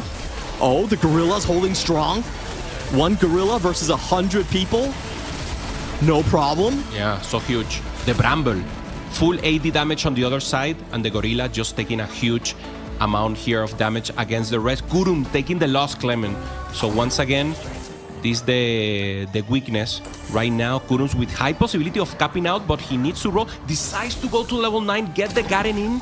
I don't know about this, Clement. This is a late Garen, and he had the possibility to roll level 8 for additional blobs. So this is the chance. He's just trying to go for the full win-out possibilities, and I don't know if this is enough. Yeah, definitely feels like a scrap move for me. He is leveling up on tempo, but as you said, you know, just not a very big Zac right here. So he's trying to scrap as many placements as he can. Lilo still 1 Poppy away. Can he actually take the units off? There's basically 1 damage dealer here in the Morgana, so it's all about out-sustaining the enemy team composition. A big stun goes through onto the left side. Seraphine getting stunned. Good ult there from the Samira. Is it enough for Kurums here? We have a pause. Lights, false 8th. And we have some disconnection, Clemens, here. So we just have to make sure that we are able to continue. T-Lights, this is so bad for GRG. And with high possibilities here, or going 7/8 once again. Yeah, so T-Lides was playing the Gorilla composition, but he was also holding a lot of Lilos. units there in the Poppy and the Morgana to make Yeah, he sure had that Bastion like 5 Morgana. Poppy maybe, right? In the bench. Yeah, he helped the team. I mean, he took the sacrifices spot, and he knew he didn't have a cap-out spot. He was just helping in any way he could. Absolutely. So I think the best thing for GRG right now is they want to tie on the bottom, and then as long as one of your win-out player gets first place in the top 4, then it's a clinch. Okay. Yeah, makes total sense. Grea in a perfect position to get that win-out spot with a rapid fire. And now we see Liluo here trying to roll, dreaming about getting the possibility here of this Poppy. There's the Poppy. So huge right now for him. Now he's able to heal one more unit. He has the removers, so he's just looking at the best possibility here. Should be 3 defensive items on the Poppy right now. Yeah, I wonder what he's going to roll with those Thieves gloves he's thinking about. He's probably already checked. That's why he has removed his items. If Liluo doesn't go 7th here, that's huge win. Well, I mean, it doesn't look like he's removed anything from his board, actually. Okay, now the items are going to go on. Can Liluo hold on? It's difficult. This is huge. Yeah, good access to backline from the Misfortune. Let's see if Morgana can clean up. And it's looking good here for Liluo. So this is perfect for APG. Liluo finding the cap out. One me taking a loss, but they're both alive. And they send Pokégon 7th. 7 and 8th now for CRG. And we find ourselves in the same position as game 1. All Alpha Gaming needs to do is sneak 1 member into the top 2, and the game is over. Kurum and Grea, the 2 big lose streakers here. Yeah, makes sense. Kurum was the one who throw out Pocky on 7, and they need to, because Kurum is the one who has more possibilities of capping out, getting more additional bloops here on level 9. So, I mean, Grea and Kurums could take the win once again. I think Grea in a great spot, and Kurum making himself stronger and stronger each round with the blobs. I wonder if Alpha Gaming are going to hard target Kurum here. I think they should be holding on to every single Zac they see in the shop by this point. Deny that Zac 2, make sure Kurum falls in 3rd place, and that's it. You go on to game 3. Okay, is it enough right now? Juanmi finding a Gragas 3-star with the Dynamo line, but is it enough? Liluo will go against 62nd. So Liluo could fall here. Samira 2, so huge. So pure AD raw damage. And this Dragon Claw doesn't do anything right now for Liluo. So it could be a huge loss here. Oh, looks like the front line is actually holding up very well for Liluo. Wow, I forgot how strong this Bastion Morgana is on this patch. So Liluo actually holds back an entire Thieves glove. He doesn't have the Aurora to bring that back, but is able to still win out. And Kurum lost, so this is huge. 5 HP on Kurum. If he goes down, it's game. Yeah, he lost already against Juanmi. And now, this is a chance. If the APG wants to set it up right now, they need to close it right now. Team Kurums only has 18 blobs in this sack, and if they're capable of turning him down now before they get into neutral, it's perfect. It's out, and it's a game and tied for APG. Now this positioning looks very perilous for the Samira. Poppy is on the same side. Let's see where that buckler does go. The front line is taking a long time to get over. There's no Samira 2, there's no Zac 2. Critical piece is missing on Kurum's board. And he barely alive. Is it enough? No access to backline? Samira stays alive for a very long time, and they finally crunch through that Bastion front. It's gonna take down Liluo. Wow. And 2 APG members fall down. 3. But Three at the same time. 60 seconds, they all fall down, and now once again is everything in the hands of Noe. He was the one who was being the win-out player in the last round for APG, didn't manage to get, and now he just needs to get a second here, Clement. That's enough. The hard thing here is, how is GRG going to keep Kurum alive? Snowy has 41 HP. He has a lot to work with in his bag. The mathematics doesn't help here, right? So they both need to win against Snowy, and then Grea needs to lose by 1 unit against Kurum. Yeah, so It's very 12, unlikely. it's 12 HP base damage. So Greya needs to lose by 3. Okay. More feasible. To lose to 3 to Kurum. Ooh, that's so difficult to do. At least they don't need to think of... Oh, no. Kurum is going up against Greya. Not sure which one is the shadow here. He says Snowy Greya and Kurum Greya. One of them will get the shadow. Okay, this is the They real face one. up against each other. It could be over here. So if Yeah, one Kurum either needs of to them... slam his items. Yeah. This is a And test. he win by just 3 units. This is so difficult to do. Can they manage the impossible? Looking good. Looking Still very needs close. to win. No, Kurum falls down. So this is our 1-1. APG wins against Team Kurums. And now the series is tied, Clement. And we have game 3 coming up next. Oh, this is so exciting. It ends up with a team kill after Alpha Gaming gets 3 members knocked down on the same round. Already Alpha Gaming can look forward to the third game of the match. I think this is the time where we can actually check in a little bit on Mao's, the other side of how they're doing. Okay, we're going back right now just to the main. Great win now for APG, and we have game 3. And once again, getting the possibility of getting a win-out player, Snowy doing it amazing in the end. Yeah, really, really tight game plan coming in from GRG. I was surprised they were even able to make it so close. Usually when you're playing 4v4, you don't want to run with 3 lose streak players. They just had to. They were put in that position. Greya very, very late on that Cypher. And we're going into this game where it is actually a lot closer. Whoever takes first place will win this match. Yeah, it's tied in the bottom, so the first place will be the tiebreaker here. And some possibilities here. Solo Hesan, 5 amp for Sanjop. So pretty strong. And with Jungler in the end.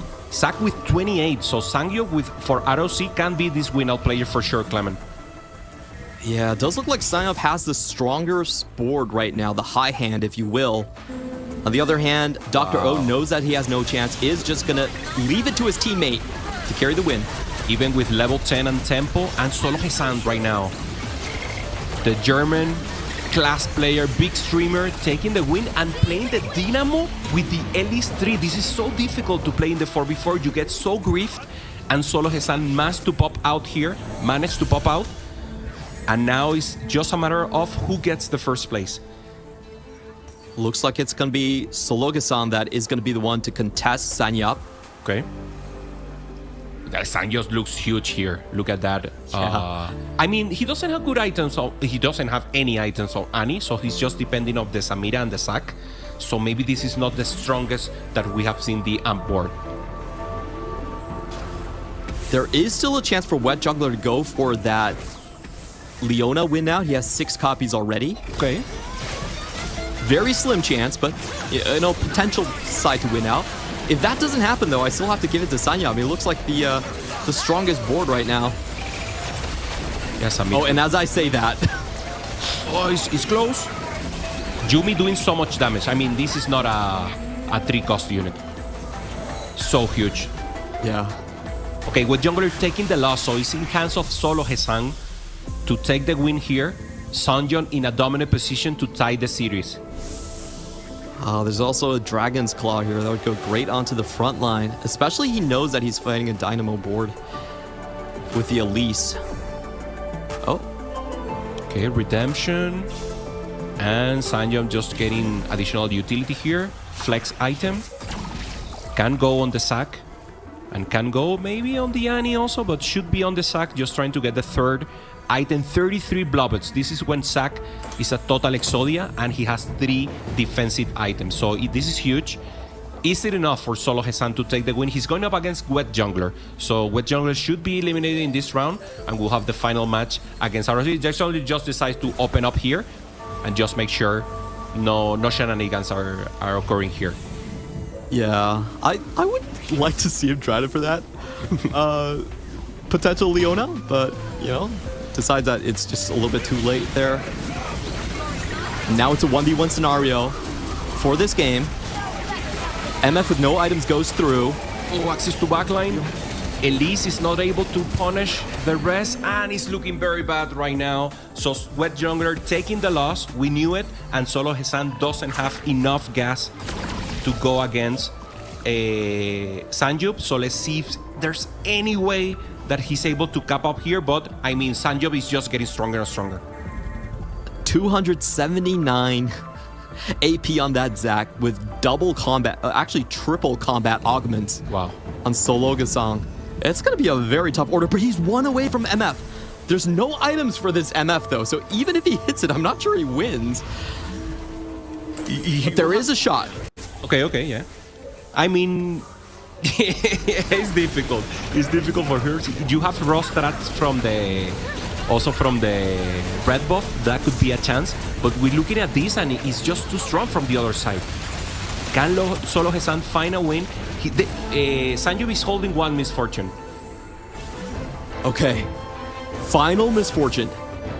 If that pops out and there's good AD items here, Solo Gasang could still clinch out a win. He's already selling his units right now to try and race signing up for it. The last copy. And there's always a chance that there could be a duplicator here. Okay, Sanjub doesn't have an additional misfortune in the shop. 43 Blobbets, so full Exodia right now for the sack. Is Solo Hesan capable here? Finding we should stay with him. So let's stay with Solo Hesan just in case he managed to find any duplicators here or sell his board just to find the Misfortune 3. Here we go. This is the only win condition left. Nothing else matters. Where is that misfortune? You have fortune in your name. You got to show up at some point. Give us an exciting game. Solo. And the Uber German team make it. Has to sell the board. He's selling the board. Trying to find the misfortune. Nothing's... One chance. No. Selling without everything. The frontline tank. Yeah. This is for pride now. Yeah. He's just practicing just to make sure he's able of doing the same. So great done here by Solo Hesan. Remember, Mouse won the first game. So now it will be a 1-1 tie series in both games of this Group 1 in this global qualifier for EWC. Road to EWC, Clement. So once again, both series tied, and we have game 3 in both of them. This is so insane because every match that we spectated so far has gone down to the wire. There has been no blowouts. These teams are evenly matched and they're trying to give you the best games possible. So I don't know if we're going to go directly back into the into Alpha Gaming, but sorry, we just got an update. We're going to be taking a 3-minute break, and when we come back, it's going to be Alpha Gaming versus GRG or Team Kurum X for their final game in the opening match. Don't go anywhere.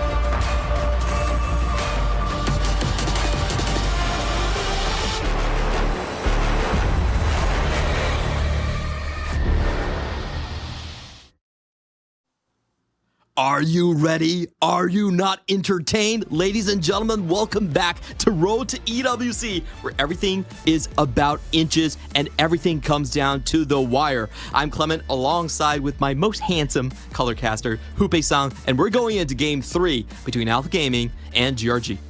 Thank you, Clement. Also, liking your haircut today, looking slim, looking cool.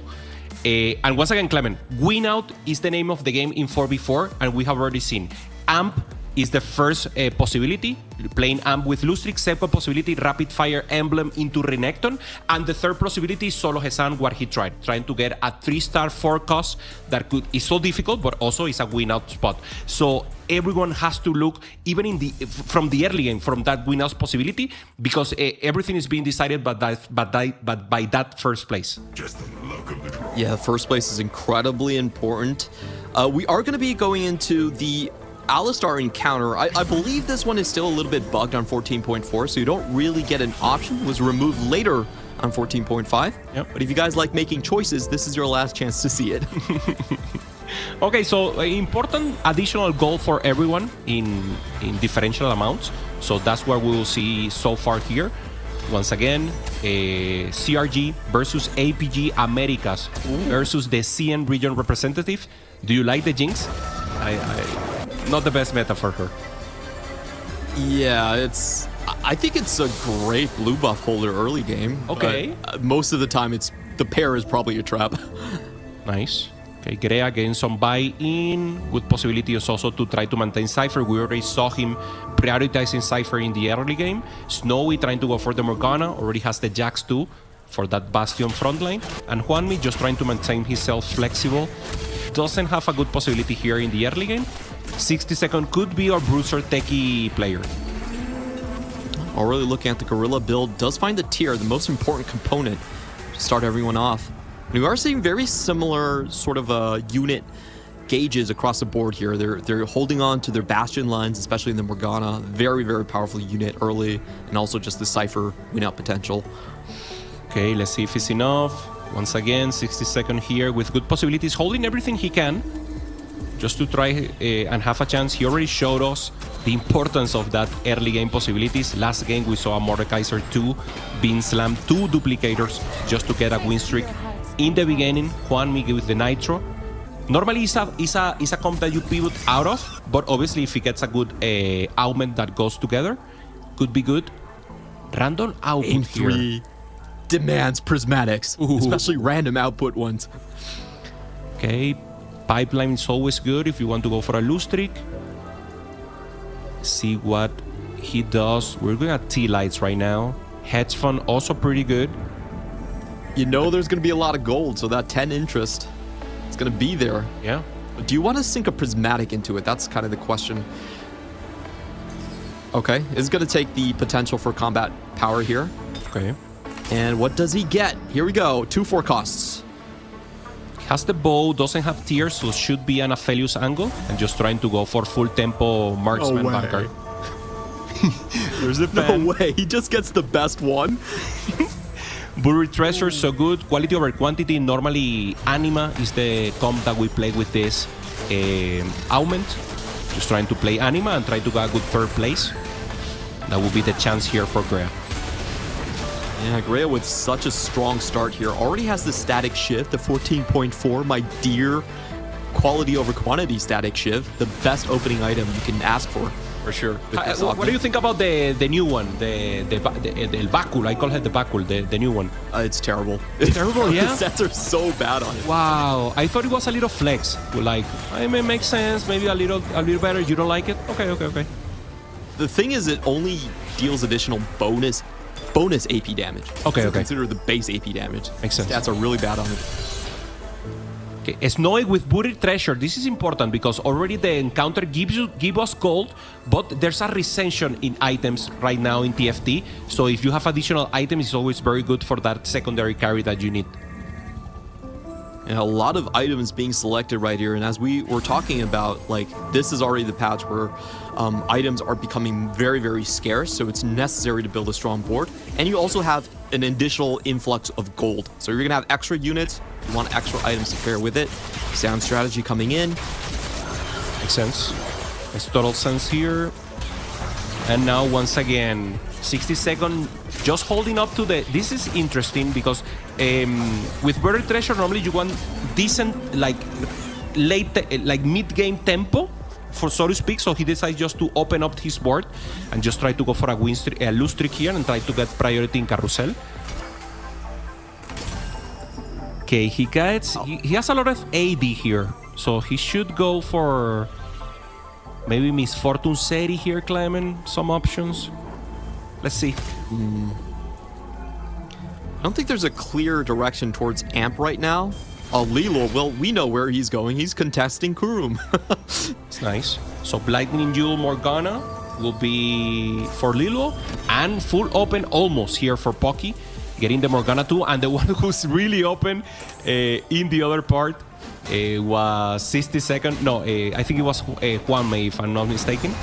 So we will check later.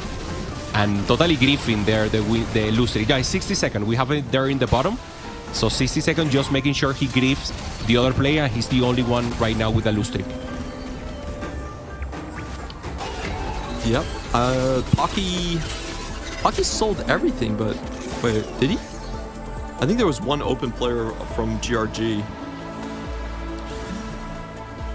Oh, does hold on to 2 Morganas. Okay. Tricos, there's a Brown, there's a Galio, interesting. Some players holding on to Cypher. And obviously 60 seconds should take it as a priority here. He's the one who's open and can try to get a Cypher cash out as soon as possible. Is going to get the Galio 3 cost with additional items. Does have 2 very good Draven items already sitting to his left side with the Infinity Edge and the Shojins. Okay. Rhea, in the meantime, usually you're looking for some Fire and Redemption. Those are your best sort of quality over quantity openers. Okay, gets the LeBlanc, only needs to find the buy. Normally LeBlanc is a difficult one. No Cypher here. It's just going to pop off, as you said, Clement, everyone with additional gold. So it should be easier to get the threshold in.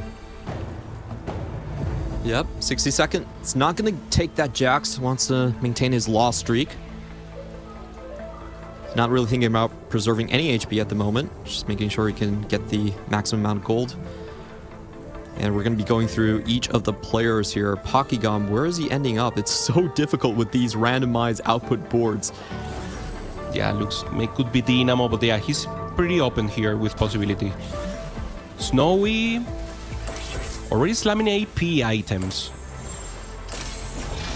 This is criminal if he actually gets a full win streak. He's trying to re-roll Gorilla. I don't think he can do it. That would be obscene. Yeah, on the other hand, too strong and shouldn't be enough right now, trying to hold up the tempo, but Snowy falls down. So now Grea, the only one with the win streak, and is the player who will hold HP for the rest and also has a possibility to cap out in the late game. Remember, this is quality over quantity. He needs to be the player who preserves HP to manage the HP and help the rest, and this is not an augment for first place. So this is exactly what he needs to do. Look at what's in his shop. He's playing Animal Line and level 5. Here's your free Zaya. Enjoy. That's nice. So nice. Well, I know what's going on the board. Okay. Okay, so Grea trying to hold up here for the win streak shoot. The Skarner is very huge in the early game. Doesn't have good damage, but this Zaya could help him so much. Going up against T-Lights, so it should be a good win here. There's only a buy one with Bramble, so with Tomplate. So I mean this is perfect position, Clement. They only need the win out player because they already, Liluo, for example, already has Morgana with the Blinding Jewel, some Buried Treasure, Juan Miss blue buff, so he's probably playing Amp. So I mean, for APG already a win out possibility, several win out possibilities. For the Americas team Kurun, they're playing good tempo. I don't see anyone who can take the first so far. Yeah, hasn't really shown their faces, but they already have a great walking HP bar, basically. Grea can lend them tons of HP in the mid to late game, make sure they have that additional cushioning. Unfortunately for 60-second, with his 5 loss streak, he does not get the Cypher online. No Draven spotted just yet. And another Find LeBlanc. them. Okay. No driving, no buy. This is huge. Very low roll. Once again, Clement, the timid roll. Here, one time. Like 2 rolls, maybe, no? Did you allow? I mean, if you have this much gold, I mean, he's allowed, I'm man. willing I to know go he's allowed. further with it. No, he doesn't. Okay, he's waiting. Trying to get items. He just lands the Bramble. And he has a good mix here. He can play anything. I'm thinking Seri Misfortune, just to use the Winsus and have a good chance here. No additional tiers. And he could also play Amp. He should be the Amp player also for the team. True. Usually there is one amp player on each team, especially with the amount of gold you can then transfer directly into the Zac. It definitely empowers that type of a strategy. And if you look at the items here, we have another injection of gold from the hack items. So these Zacs are going to be terrifying. Wow. Yeah, finding Zac so huge. Also slamming Warmogs. Normally when you slam Warmogs in the early game chat, you already have to be thinking about that Zac, especially if you hit it on level 8. Grea maintaining the win streak here. And should be going for full damage here, so... Oh, little buddies, come on. Best Anima in squad slot little for body. Anima. That's so nice, yeah, man. No, decides to go for Cyber Uplink. That's interesting also. But for sure, little bodies. I mean, maybe little body. He already had the Saya, so there's value in little bodies so far. Normally, little bodies are more of a late game. When you have the first start, for me, makes total sense. I think this is a little more powered right now, but little bodies for sure will cap him more in the late game. Yeah, definitely wants to maintain his streak, so I understand that positioning. I obviously do not know the stats as well as these players playing currently on the 4v4. I think 60 second. Doesn't get his Cypher. Oh, there you go. it There is. you go. Okay. Okay, so Cypher are already slamming 2 mana generation items, so this will be the AMP player for APG. So let me write it down. So 60 I seconds. think T-Lie loses this, which is a win for his part. I think he's going to break the 6 loss streak.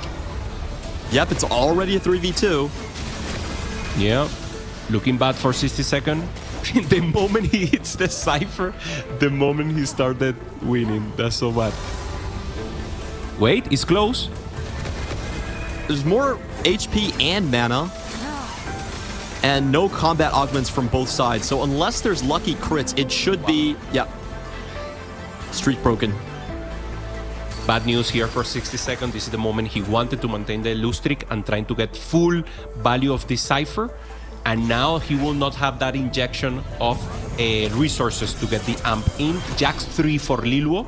So this is the Morgana player with the Blinding Duo, already having good frontline to have a chance to maintain the time until the Morgana does the AoE damage for the full board. Let's take a look at Pokygum. What he's trying to cook up here does have that the Fang for the Exo item. So looking very much like a Vexo tech board. Yep. XOX. 60 second also with the AP and mana generation. So maybe 2 players trying to go for the win out for APG and 2 players playing AMP. So we have 60 second with the Buried. And Juanmi with the blue boss. Well, Juanmi probably will do XOX then, right? So they don't contest each other.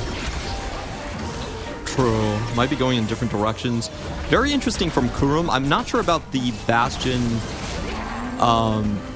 Vigar build. It's been a while since I've seen this one, since it's pretty much limited to previous patch. Big Annie here for 60 seconds if he wants it. Okay. He's just looking for it. Yeah, also getting a belt. Also premium component right now. Kurum's getting the tier. Also getting the Chogas of 4 gold. Huge for him. And Poki. Now the only one with the win streak, Clement. Pretty good. True. I think he's still lacking in the guard breaker department, so those are the components he's hunting for. Pokygum with Varus too is likely going to continue that win streak. So Poki, full tempo, trying to get the Exobex in. Good items.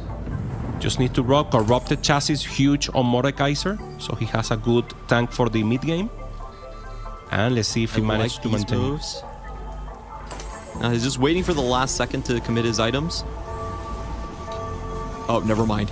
Also, That's too. He can wait. Remember, EXO, you can drop the EXO item anytime you want without remover. So he just knows he needs damage here and he needs to maintain the win streak. So no change here.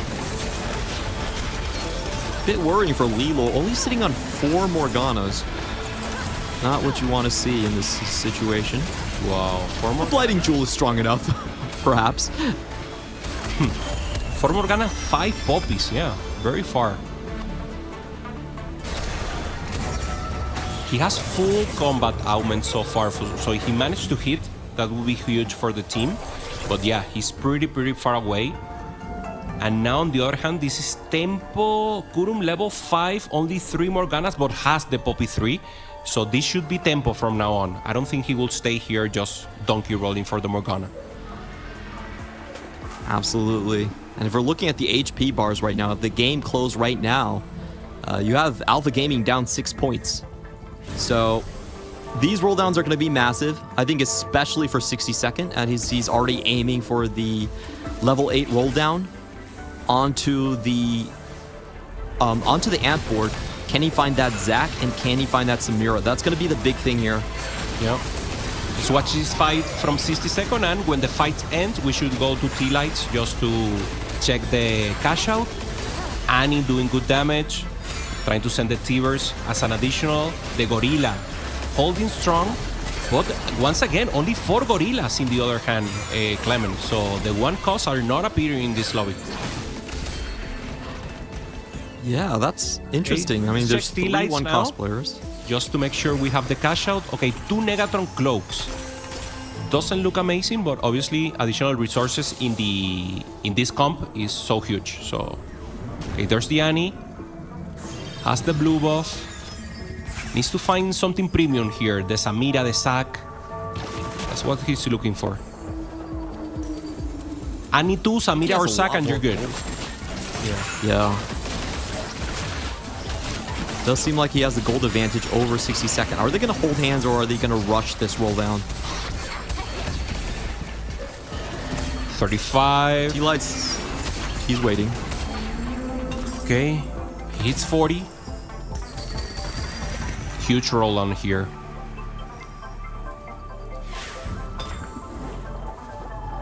Yeah, a really good maximization. Aren, He knows that okay. 60-second doesn't have the gold. Yeah. He waits until 4-1. If he doesn't find the Zac, he can use this Garen for now. Oh, well, for sure, trying to get the strategist mod. That is so good.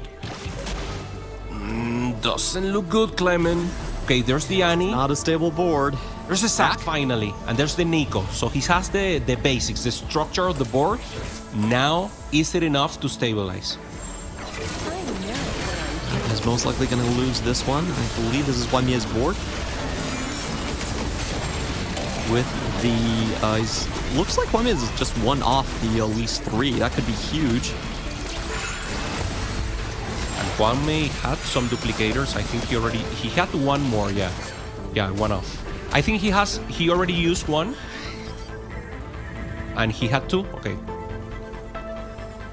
This is going to have to be another roll down. T-Lide's in a precarious situation. Poki with the Testing win with streak. 60-second. Okay, he already have a lot of units. Spirit Link we go. Yeah. Nico 2, Annie 2, those were what we want to see for him. Yumi 2 is huge also, helping. And Firi just to get front Zac line. The too. pair. Nice. Ooh, 3 blobs. A lot of stacks. Yeah. I still don't think this is stable though. No, he needs the Samira. At least 1 Samira to get the 5 amp. And remember, it's 600 HP for everyone. So it's so huge. Has to use his duplicators to find potential copies. This is desperation mode. Wow. 24 doesn't find the Samira. If he doesn't find the Samira, this is an 8th for T-Lights. Yeah, sitting on 3 critical pairs, and now we're gonna get a look at the opposing force. The good news for T-Lights is 60-second also looks very sketchy. I mean, that's the weakness of the amp board. Even with high resources, it's very difficult to hit. and you need to find that Samira early. None of the two find the Samira. And it's a little gamble because Samira on level 8, you don't have any insurance that you will get it. And it's very difficult to go directly to level 9. So take a hit, 14 HP, and Pokegum still maintaining the win streak. 9 gold, a hope, a dream, and a prayer. Let's go. Nico 2. Okay, that's huge. Okay. That's a breather. Also, not the best item right now in the Annie. For either of them, a little better for 60-second. Poki holding Samira's strong. on either side. Okay. Holding. I love it when they play. They just hold the Cho'Gath in any comp because no one gets it. So you have a chance there to have a tank for free. True. They're getting a Cho'Gath too. You can swap out that Gragas. Now it's going to be T-Light's board. Okay. Pokegum did not slam his blue buff, so trying to give T-Lights a little bit more breathing room. Helping your win out player here. Okay. To be honest, win out might be a little bit ambitious at this point. I mean, doesn't go 8th, I'm happy. He got the sack relatively early. He just needs to find one Samira and not die. And that should be a little enough. So both players now, once again, AMP players holding hands in 8th place as a possibility. Renekton, not a priority. No one with the rapid fire emblem. That Annie right in front of T-Lights. No! T-Lights is like, thank you, Mort Dog. Much appreciated.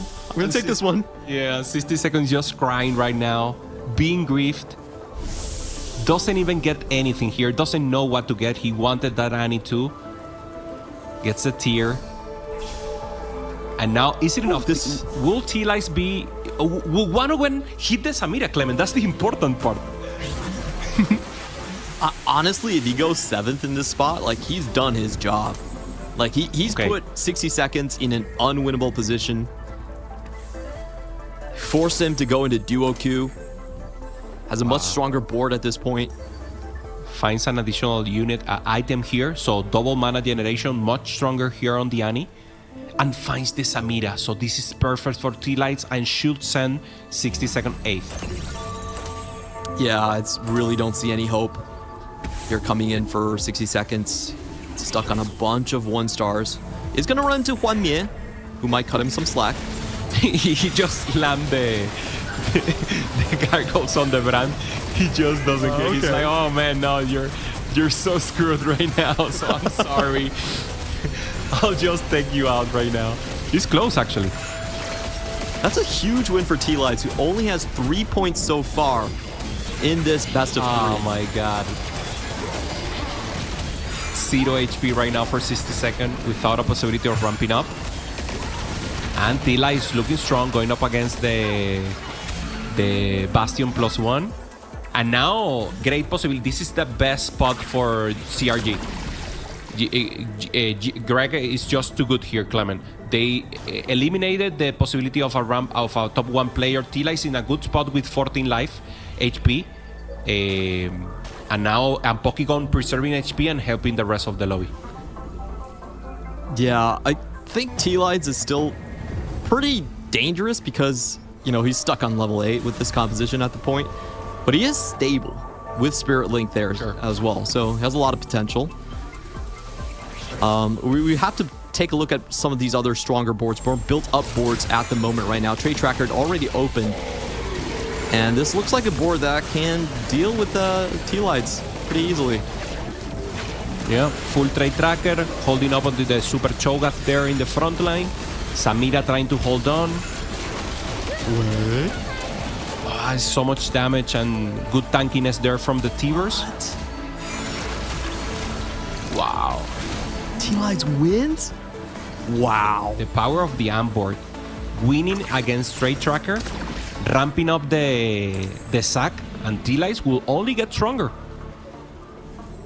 20 stacks already on the Zac, just from stage 4.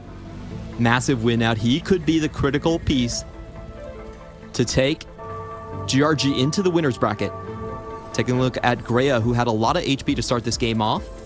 Has found most of his critical pieces. Still missing that Zaya. But he has enough gold to go level 9, so very high cap board on there. Yeah. And for Lilo, this is the win out player. Double Lightning Jewel. I never saw that. Is it good, Clement? Do you have any idea? Double Lightning. Like, it's so hard to get. There's 32 artifacts. What are the chances of hitting 2 of the same ones? This is nice. Wow. I mean, he didn't think about it. He had that prepared, and obviously, this level of play, you already know all the iteration of possibilities here. So double blinding is the chance. Super Morgana Brown 3 for 1-me could make the difference, giving time for the Elise to do some damage, but that's only frontline, not enough damage for this late stage of the game. Looks like this is a board that T-Lies can beat.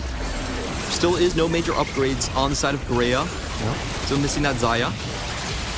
Samira goes into the back line, deals a buttload of damage. And T-Light should prevail. Yeah, this is perfect Go for with Sterling. CRG. T-Light is taking the win, Grea using the HP in the favor. And now the Bran is doing the damage. Doing the win here. Remember, this guy was buffed a few patches ago, and this is not only a tanky unit, makes huge damage, and now the importance of having him 3-star for that additional front lines and burst of damage to help and take the win. That is the thing about the Dynamo comp, is you can put the hat on top of the Braum. Just for him to tank longer for the Elise, that's the main carry. You don't really need it on the MF. Another big hit for T-Lides, I believe 3 stacks that we've seen. Yeah, 24, 25, 28 now. So getting into the 30 threshold and finds the Samira 2-star. This is so huge. And now for sure the favorites to win it all, at least in this round, is Team Kurums. Yeah, Snowy and Wanya just don't have the firepower. Now, I really want to see what this double blighting jewel does. It's going to be stripping so much MR, but does he have the damage here? That's the question. A lot's being healed back by the Samira. The Samira has a lot of healing from the Spirit Link and the Hextech on Blade. I don't think it's enough. Yeah, Poppy's Damage down. is coming in slow ticks. And it's going into the backline. That's the win-out player in Alpha Gaming falling to T-Lides. Wow, Pocky loses, but Kurums and Grea holding the line in the top. Grea finds the Saya too. And looking as a pure dominant position here for CRG. Juanmi doesn't have a chance to pop off, only has 3 Elise without the possibility of getting their 3-star. Yeah, not enough gas for APG. Can't find a strong player to beat T-Lides at this point. And we know if you already have an 8th place player and not a 1st place player, you have to send 3 members of GRG into the bottom 4. So it looks basically impossible. Yeah. Yeah, maybe Pocky has a chance. Pocky trying to play legendaries, already find the Urgot 2, trying to pivot from the Vex to the legendary comp, but it's just too much raw power and muscle from CRG. There's the Annie here for T-Lights, trying to access the backline. Tivers holding up the front line in a good way also. And once again, not enough power. Elise is not doing enough. The front line is not holding up, so this is pure domination from T-Lights, taking up a huge hit here from Kurums, but good domination in HP from the team. Uh-oh, there is an additional Street Demon emblem. I believe one of the Alpha Gaming members has one Street Demon The Warmorph from already. T-Lights. Wow. Warmorph for a 30 stack sack. I mean, this is just getting better and better for APG. For CRG. Yeah. So I think Snowy does get the double Street Demon, but even if he wins out, can he take it away from GRG? Okay. He still needs level 10 for that as well. Yeah, Coming out of 1-me. Okay. Wami trying to look for something here, but actually no. The only upgrade possibilities here is Morgana 2, Jin 2 doesn't make a difference. Oh, he's tried to invest in the Gragas 2 and the Elise 2. Did not find either one. Okay. So he's just dead in the water. Yep. Yeah, no chance. This is 100% Juanmi eliminated, and doesn't make sense for his team also to try to help him. And Tila is taking the ghost. So we could set Juanmi here maybe, just to hit probably very likely elimination here going up against Kurums. I love Kurum played for the Bastion Elise, really limiting what Juanmi could do with his reroll board. And like we were talking about, 3-cost reroll in 4v4 just almost never works out. He's going to get decimated here. Wow. Okay, so APG 7 and 8. Only the 1-2 from Liluo and Snowy is the chance here to take the series. Remember, it's double elimination. This is only first round of the day 1 of this global qualifier. So even if they lose, they have another chance to advance to day 2 and also to day 3 and then get one of the 3 spots. 8 teams at right now in global qualifier, only 3 will be able to go to EWC in August. We have to watch Liluo's board. This could be the end of the match. If Liluo falls, it is game over. And there it is. And the double blighting win out. Oh, he's facing some tough opposition right here. Yeah, Poki on Lots of 5 costs on the enemy board. Trying to pivot to that legendary board as a possibility. Pokégon holding strong, but he obliterates the front line, so looking good here for Liluo. Is the Morgana strong enough to cap it out?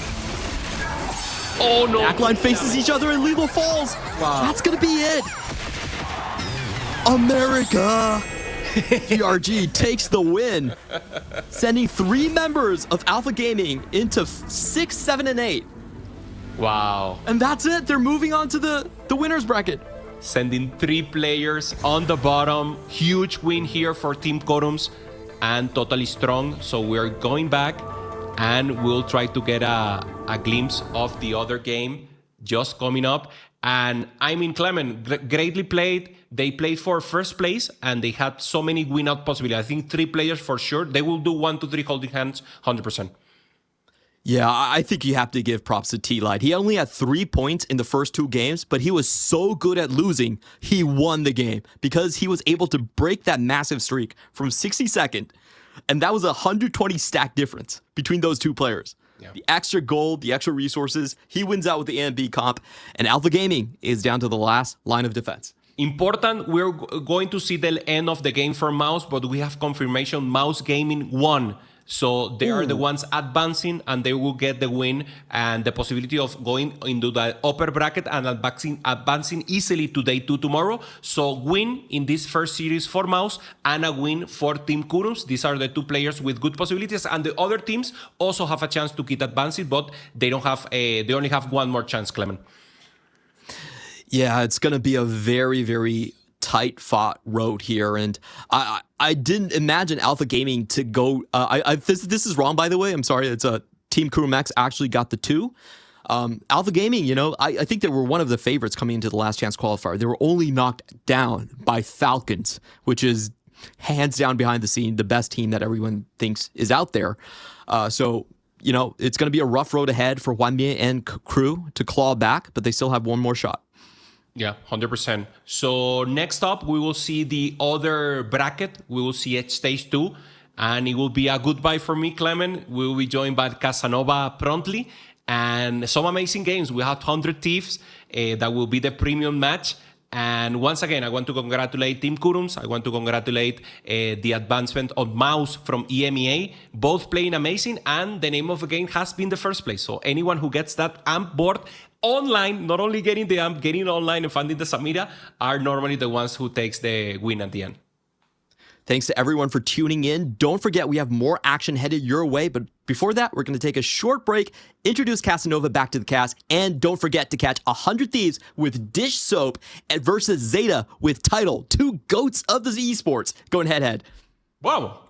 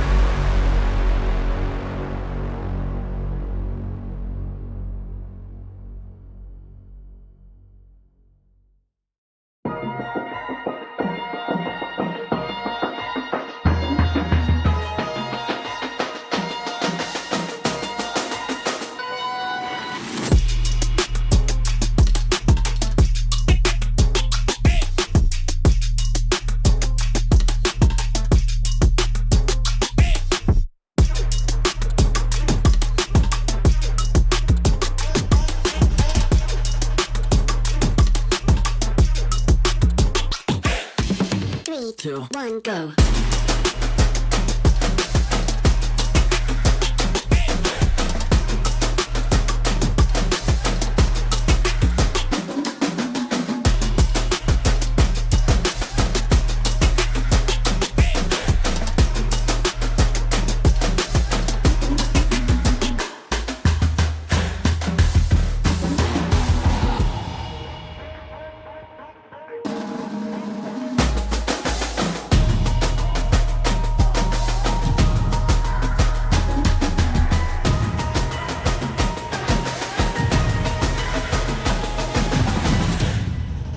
3, 2, 1, go.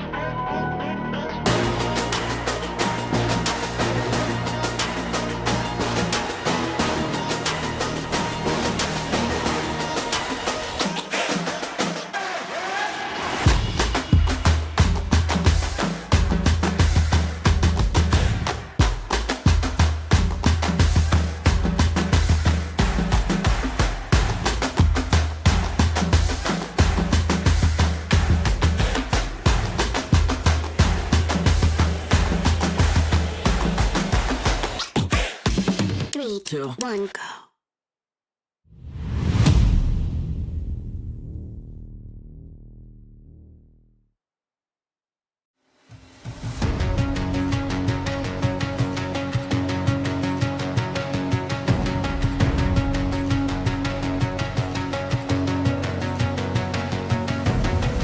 There's something in his eyes.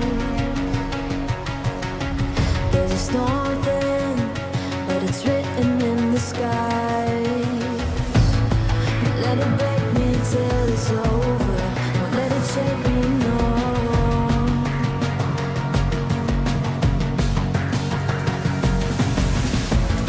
Won't let it make me go under. Won't let it make me go under. So now it's time to fly. Nothing's gonna stop me now. Nothing's gonna stop me now. Nothing's gonna stop me now.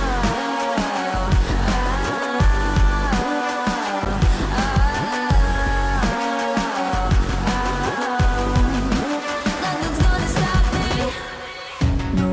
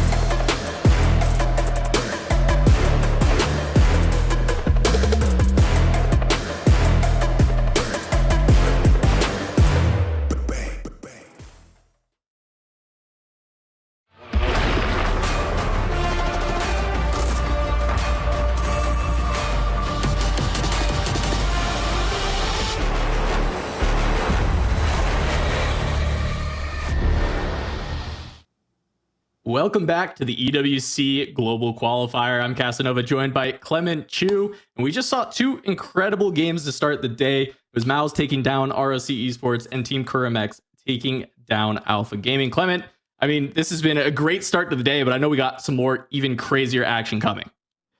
If you love TFT, you're going to have to love this matchup because it's the battle of the GOATs. The GOATs. We have Title going up against Dissop with 4 Tacticians crowns between these two players. We're looking at the Group A bracket, and I just want to clarify once more that it was Kurum X that did make it through. So that is a typo currently on our bracket.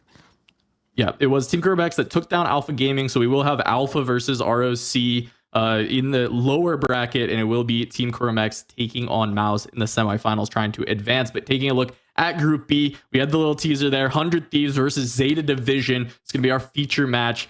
On the other side, it is Ninjas in Pajamas versus Alcancia Esports. It's going to be a great match as well. But I think the big thing that we're looking at, Clement, is just 5 world titles in a single matchup. Yes, 4 of them are on 2 players, but it is that battle of the GOATs, Dissop versus Title, that we really wanted to be able to highlight in this next matchup. And this is just a story about can individual performance translate into 4v4. Both of these teams were actually in EWC in large part last time around. Both met rather disappointing finishes, and this time they're rebuilt, they're retooled, and there's a lot of interesting storylines. For me, the biggest one is, why did Dissop pick Kiyun? He could play with any single player, but he chose Kiyun out of the previous Fnatic squad. And that's such an interesting storyline for me. I think consistently what we always heard from that Fnatic roster as well is just how good of a teammate Kiyun was and how good of an asset he was in 4v4, his understanding of the game, his ability to play from the laurel spots, from the win streak spots. And, you know, we even had a funny quote from him during the Americas qualifiers where he kept saying, like, anytime I'm top 4, I know my team loses. And I think it was the position where he was the one who was doing a lot better at tanking HP and being the one to be allowed to bleed out and utilizing his HP a little bit better. So when his team found the win out spots, it ended up working better for this roster. I'm curious if we'll see more of that, or if Kiyun can get to be the hero and actually win some games where he is top 4. It did happen in the qualifier, but it was funny that Kiyun had brought that up as we do kick off our first game between 100 Thieves and Zeta Division.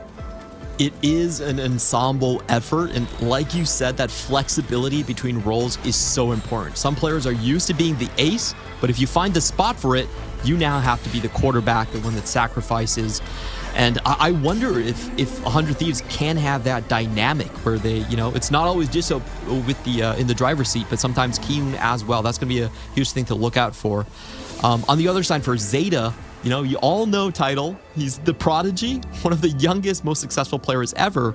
But there is another player that's even younger on the Japanese scene, and in terms of this split, even more successful, and that is Summertimer. He's probably the best kept secret on the Japanese server, an incredibly powerful player. And, you know, this split in Cyber City, he's been averaging a 3.4 in AVP, absolutely killing it. Yeah, I mean, that's actually putting up like dish soap numbers, right? That's putting up insane numbers for your region. And I think, you know, you look at this team and it feels like kind of big shoes to fill with Taro, who had historically been maybe second best, maybe third best in Japan. And so having someone come in, taking the spot from Taro and coming in hot and having such a great season, I think is going to be great for Zeta to kind of have that new blood, that new life into this roster and see what they can do with it. Yep, Zeta, they did drop Taro. Oh, Taro left due to other commitments. Of course. And also did Kaido left the team.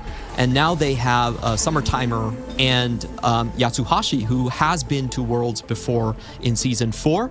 It's really fun. They ran a 4v4 format just for in-house practices. And Yatsuhashi's team was called the Old Man Team. So that kind of gives you a little bit of taste. Oh, Prismatics here.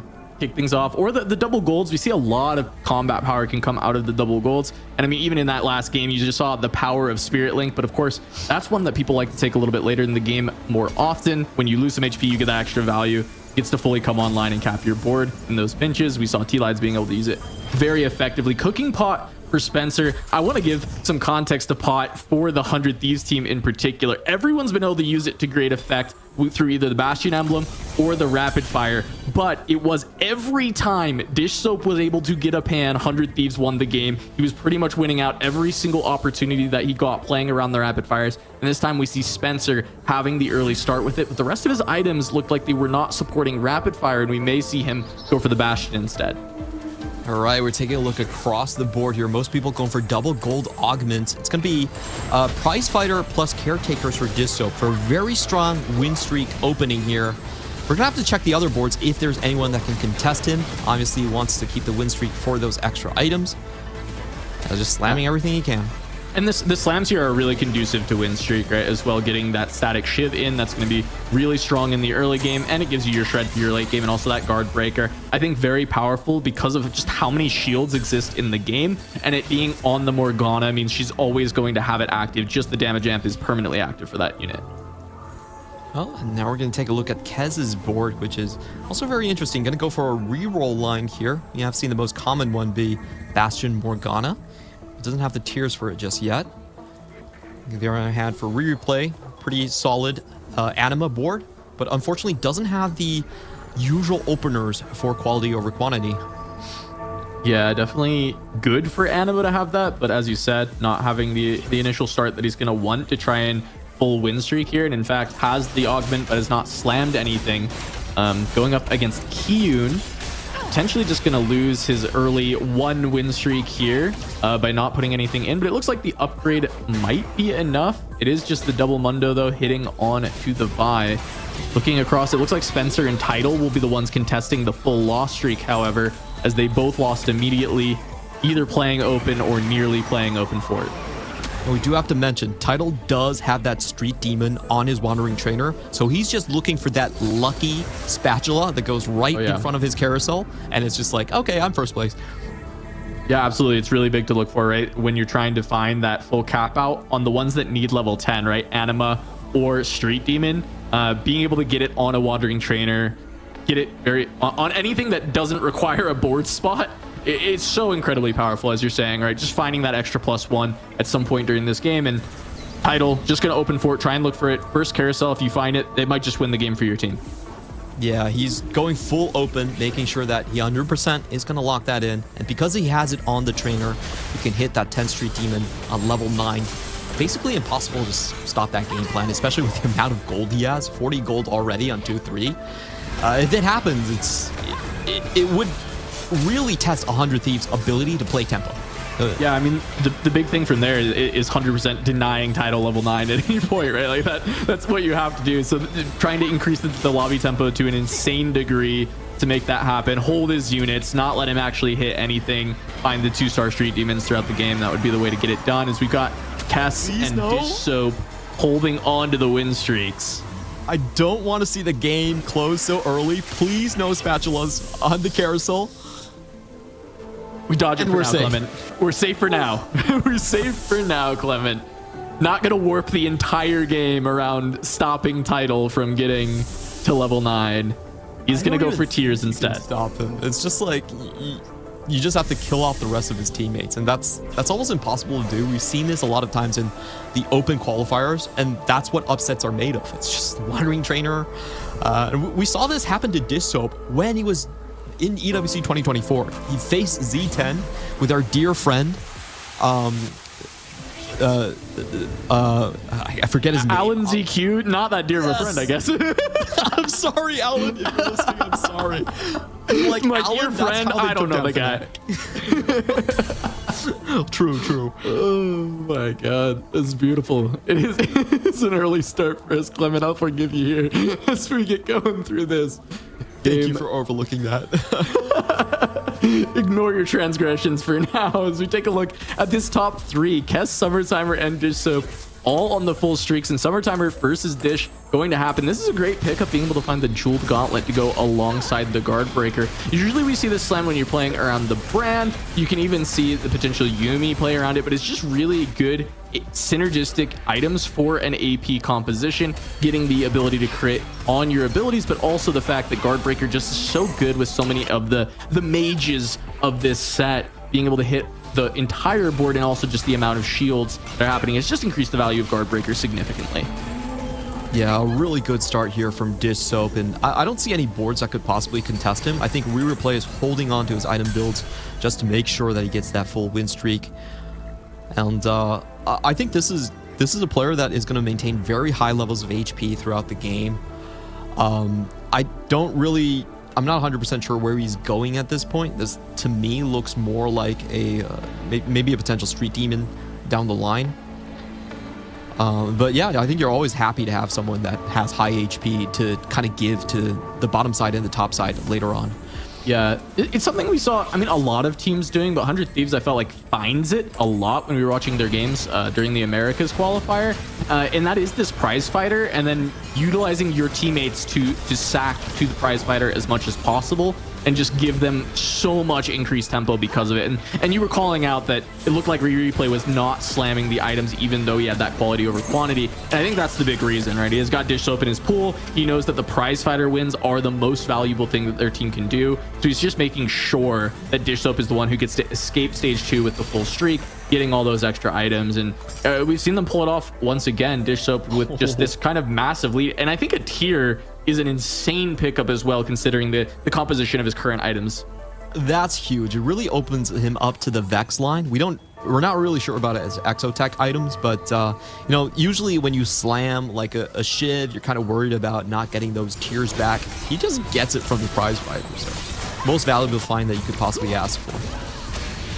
It's huge. Jumping over to Replay, we see he's finally started to slam something. He's got the more Morello Namicon there. This is going to be a nice early Animo pickup, but I love it as just an early Seraphine item. You kind of, in this set, you really need anti-heal and shred. It feels like it's really hard to get away from it and find a lot of success. So I think Morello on Seraphine is a great way for Animo to have it. Big roll down coming in from Kaz here. We see him skipping over the Cypher units, so he is set on his path towards the Bastion and the Morgana. Very strong on 14.4. Now, is Spencer going to contest? He has the items to do so. That's the big question. This is quite interesting from Spencer. He has pumped XP at some point here because he's already level 5. He had the pan, so I was curious, if he was going to go Morgana. As you said, he had the contest ready. But he does have an open bow if Rapid Fire ends up being the spot to go. It just didn't feel like his items supported Rapid Fire that well. Yeah, we're going to see where he goes with that one. Only one set, I think 2 set comps so far. And looking at Kiyun, is going to start losing quite heavily. I don't think Trickster necessarily is a very good starting artifact. Usually used on something like the Sejuani. So it comes into effect later, but not early. All right, more golds available here.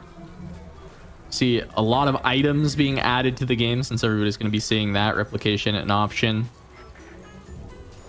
See what people end up deciding to go, but it is going to be very high power for people who selected double gold combat into an additional combat here. So we're gonna have to see if there's anybody who's being able to tempo play like that. Dish Soap, for example, getting an additional kind of combat augment. They're all item related, but items do relate to combat strength. Yeah, no real surprises here. It's kind of been the name of the game because with the reduction of hack items in PvE rounds, you are always just scrambling to fill out your carries on the current patch. Not too surprised about that one. It is going to be Starry Night coming in from Spencer, so he is likely going to... There's the commit. Yep, there's the commit onto the Morgana line. We see the Bastion emblem slam. It just makes more sense when we looked at the composition of items that Spencer had. It just felt like you couldn't go in the rapid fire line. And also just the fact that, I mean, you have blue buff Gunblade. Like, it does feel like really this Bastion line was spelled out for him. And even though he had pumped XP early, Starry Night, I think, is a great find. He's got some decent combat from his initial augments. And then from here, you should be able to find the Morgana using the Starry Night. Yeah, this is bad news for Kez. He is holding on to his dupe, so I think he can pivot towards more of a Elise-centric strategy. But it does mean that the amount of gold that he rolled on level 4 is not really going to get a return. All right, Dish Soap finally taking a loss, even though picking up the Crown Guarded, so I think did improve the board. Lost to Spencer. I guess that makes sense, right? Spencer with the Bastion Morgana slam down. That is pretty tough for Dish Soap to deal with. And I think Spencer got too strong, quote unquote, but also when you're playing that 1-cost reroll, like you do want to win out stage 3. And I think that even though Dish had the big win streak, I think it's probably okay for Spencer to take over that win streak from here. Yeah, I think it's totally acceptable on his part at the point. It's just the question of where he can end up with. We already see a Dynamo board being built up on the side of, I believe this is Yatsuhashi. Yeah, looks like it is. Yeah, and most likely a Street Demon board on the other side from Tidal. So finding that landing spot with the AP items is going to be the big question for Dish Soap. Replay. Ooh. All right, Tidal's lost streak snap as well. And Kiyun going to be the last one remaining. There is a pan. Kiyun will be the first to be able to get it. Tidal can't get there. So Kiyun going to find another pan. I wonder if he has the rapid fire spot. This is a lot of pans going the way of 100 Thieves. And just based on the history of this tournament on this patch, the more pans, the more you win is really what we've been seeing. It's so true. I remember in the previous match where we saw, I believe it was Greya, only get a couple of stacks on the Cypher, and he didn't even really need them. 6 rapid fire is so incredibly busted on 14.4. It's pre-nerf rapid fire. If you just get your alligator online, the game's kind of over. Like, it really does not matter about your Cypher cash out at all. I mean, Kiyun can definitely play rapid fire from this spot. It's not like his items are insane for it, but he's got a lot of frontline immediately that he can slam, and he has the bow already to make rapid fire if he wants it. I guess the problem really is Kiyun just doesn't have any of the units being held at the moment. I don't think he was expecting to find a pan at this point, but his board is fully flexible to really play anything from here. There he goes. He slams it right away. Yeah. Okay, has decided on a direction finally. It's going to take him a bit of time to transition over, and I guess that's the big issue here because he is sitting on the lowest HP in the lobby currently. Yeah. On the meantime, is good though. I think he's it's just a matter of can he stop the bleeding. It's the big thing for Kiyun. Yeah, it's going to be very heavily reliant on that Renekton. If you look at his board, he's playing this without any Cypher cash outs. So it's just like Renekton 1 stabilize on 8. Maybe that's the game plan, but it is a little bit risky. Meanwhile, on Tidal, he's already sitting on 2 Nikos, so very quick to the punch.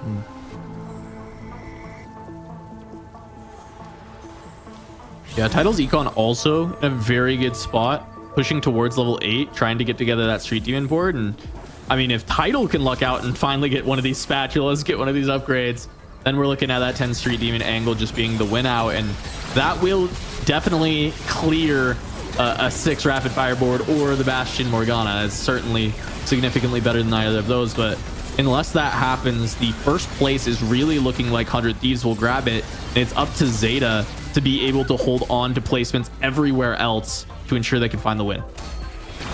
Interesting move from Spencer here as well, as he's not going to be re-rolling for the Morgana on level 5. The cool thing about Starry Night is you can kind of roll a little bit later because the Starry Night chances do increase later on. And even with just like pumping a little bit, he is able to maintain his stage 3 dominance. Exactly what you're looking for in this comp, but I'm just a little bit worried about the cap for him. Yeah, me as well. I mean, I think that comp can cap out high, but he is kind of introducing a little bit more risk because even though the Starry Night chances go up, just because the general shop odds of finding the 1 cost go down, I'm curious if his decision was partially because Kess has already hit Morgana 3. If this is something that he's like, maybe there's not going to be enough Morganas in the pool, maybe just pumping tempo because Bastion is so strong, especially when you can get that 6 Bastion in, that even just the Morgana 2 is quite powerful, and maybe he can even pivot it over to an Elise at some point in this game. There's always kind of opportunity there for Spencer to flex around and just try and play around tempo, especially because Kiyun might have a win out spot as well, as he does go level 8 on 4-1, and Kiyun is going to start having to look for all of those rapid fires. It's an interesting move by Kez. He hard contest because he's already committed and rolled on level 4, so he spends a lot of gold just to get that Morgana 3, and I'm wondering if that Morgana 3 actually stabilizes you on stage 4. That's going to be the big question for him. Kez also finds the Jax 3 popping out on the right-hand side. All right, Summertime going to run into Dish Soap. Had removed all of his items, ready to try and sack for a teammate. Does have Divinicore online with the Vex. No blue buff for the Vex, but does have a bunch of gold generation with 3 different Shimmer items at the Mogul's Mail and 2 of these Gambler's Blades. So Summertime, the potential for an insanely high cap out with the amount of gold generation he has access to. He's level 8 with 56 gold on 4-1. Such an interesting build here. It looks like he's just going for a Divinicore Legendaries composition. He honestly was just laundering money in that previous fight. I believe 4 or 5 gold from the Gamblers being hit there. General combat. Yeah, get some combat. I think Piercing Lotus is good. I don't think he had Sunder already or Shred. So that does feel pretty strong, and that will be the pickup. So you don't have to worry about itemizing for that anymore. Plus, it's good synergy with the Executioners for now if you just want some initial power. True. Spencer also getting a Jax 3. I'm kind of curious about Yatsuhashi's board. It's been a while since we've seen him, and he's already down to 40 HP. Wow. Just so manages to sneak away the Brand 2 from Tidal with the pair of 4s. Yeah, he also finds the Samira as well, which is very early if he is going into the Amp line, which definitely felt like a possibility, even though his itemization is more conducive towards Brand, playing around the crit, the big spells. I think you can kind of play something in the middle. I'm curious where that board actually fully lands, but he had so much item economy that the Amp board, the like old Amp board that used to play around Strategists and Brand and the Ziggs, you could itemize so many of those carries with the amount of item economy that Dish Soap has that there's kind of a lot of flexibility with what you hit, and you can kind of just play the upgraded carries, upgraded frontline that you find. And here we have the potential win out composition, the 6 rapid fire board with a 2-star Urgot on level 8. Wow. How do we feel about rapid fire Urgot? Is that a thing? Is that something?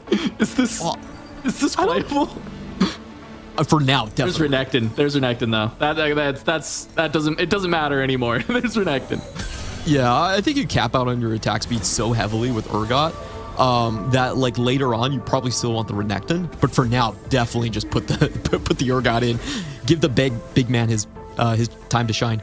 All right, Starry Night popped off for Spencer. He's able to find it. It looks like that was a Spirit Link pickup as well. Incredibly strong augment, especially when you're falling low, but not having the upgraded front line is going to be the killer for Spencer as he runs into a full power Kiyun, not able to sack at all. Spencer's going to take a massive hit.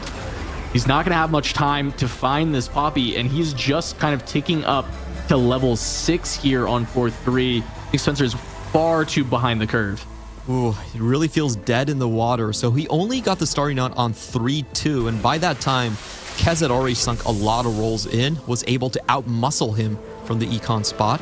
There's going to be another Renekton for Kiyun here. That's huge. Yeah, let's see if he can get it, but Yatsuhashi is going to deny that.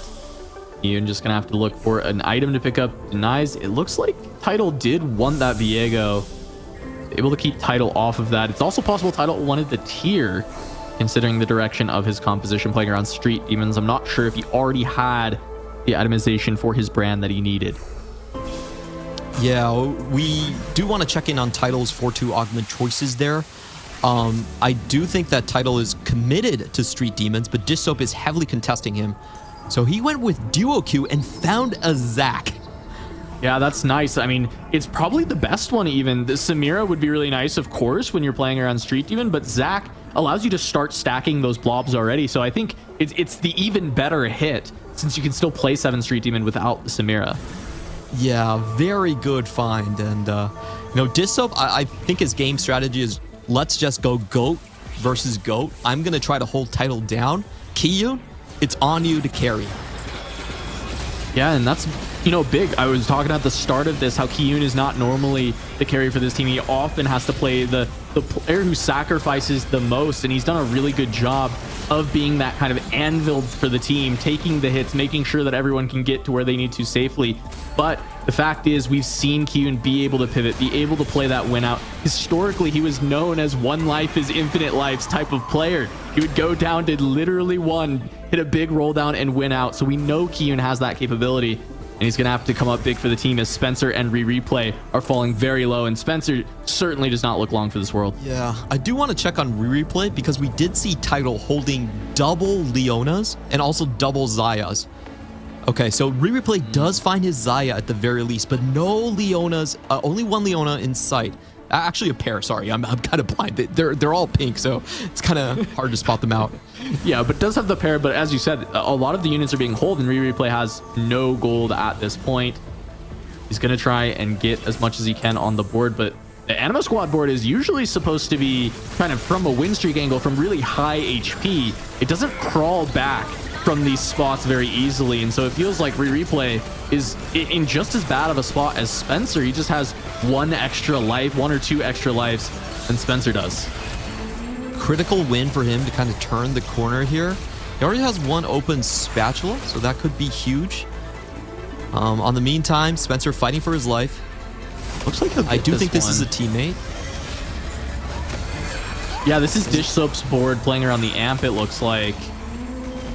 And we saw Kess just hit the Poppy 3, so Spencer's still digging one away from that. Meanwhile, Kess has been able to hold on to 75 HP on the contest with Spencer, even though Spencer was able to find that Bastion emblem from the early pan. Went down to 17 gold. There's 2 roll downs for him, able to hit and stabilize. Now he has 34 extra HP to give to his teammates. So the maneuvering by Kez definitely just out-muscling Spencer. Spencer in a very tough spot at this point. I'm kind of wondering where Yatsuhashi is going to go because he was playing the Dynamo line, 28 HP. Big thing for him is, can he find those MFs? Still lacking one. Yeah, he's got the pair and he's prepping them right now, which is nice. There's a big hit. Fully prepped MF on the bench. The itemization, it's not great for Misfortune, but there are a couple more items that can be slammed here. Can I get the Morgana upgrade? Still have one Anvil. If you can find maybe a Crit Glove to go IE, it'd be very strong. There's the glove. IE Giant Slayer, I guess? That's reasonable. Oh, just goes for another sword. I'm a little surprised by that. I would have expected it to be IE here. Yeah, does really need that crit for the 40% damage amp, essentially. We'll see where that goes in the end. Meanwhile, still taking a look at Spencer's board. A title already with 7th Street Demon and the 2-star brand. Should be perfect items on those that brand as well. Being able to get the crit. That's why we were thinking maybe Dish was going in that same direction when you see that JG guard breaker. Oh, exactly what Brand wants to see, but it looks like Spencer's actually got this quite handily. He finds the Poppy 3 crucially and able to go to level 7, so he finally gets 2 Dynamo in. And he's started to kind of turn the corner. I don't know that he's safe, but he might be able to avoid this 8th, especially because titled the Street Demons, when you're just on 7th Street Demon on this patch, it does feel a little underwhelming. And the Zac blobs haven't been able to fully stack yet, only at 18. I mean, it's still a lot of stacks, don't get me wrong, but it's Zac 1, and it's not a critical mass of stacks. Yeah, I think if he doesn't get the Zac too, it's very hard for him to win. And look at this, it's double 6 rapid fire Urgot. Yeah, having that Trickster's Glass to get the second Urgot 2 in. This board from Kiyun is looking pretty sick. He's trying to keep the win streak going. Now they're going to have to sacrifice a little bit from Kiyun for Spencer. It looks like Kiyun doesn't even take any, Replay doesn't take anything out. And I think that's correct. I don't think that Spencer is going to have a problem beating this board. And if they can make it a softer loss for Replay, it's massive considering the life totals right now. And this looks like a pretty great loss, especially the Galio going down. 1 unit loss? Yeah, 1 unit loss for Replay. Perfect team play coming in here. If they can send Summertimer to 8th, that'd be a huge win. He's still holding on, going into the level 9 board, but if you look at his 5 costs, it's only going to be the Viego and the Kabukos. Oh, there goes the Renekton. It's going to pop the items over there.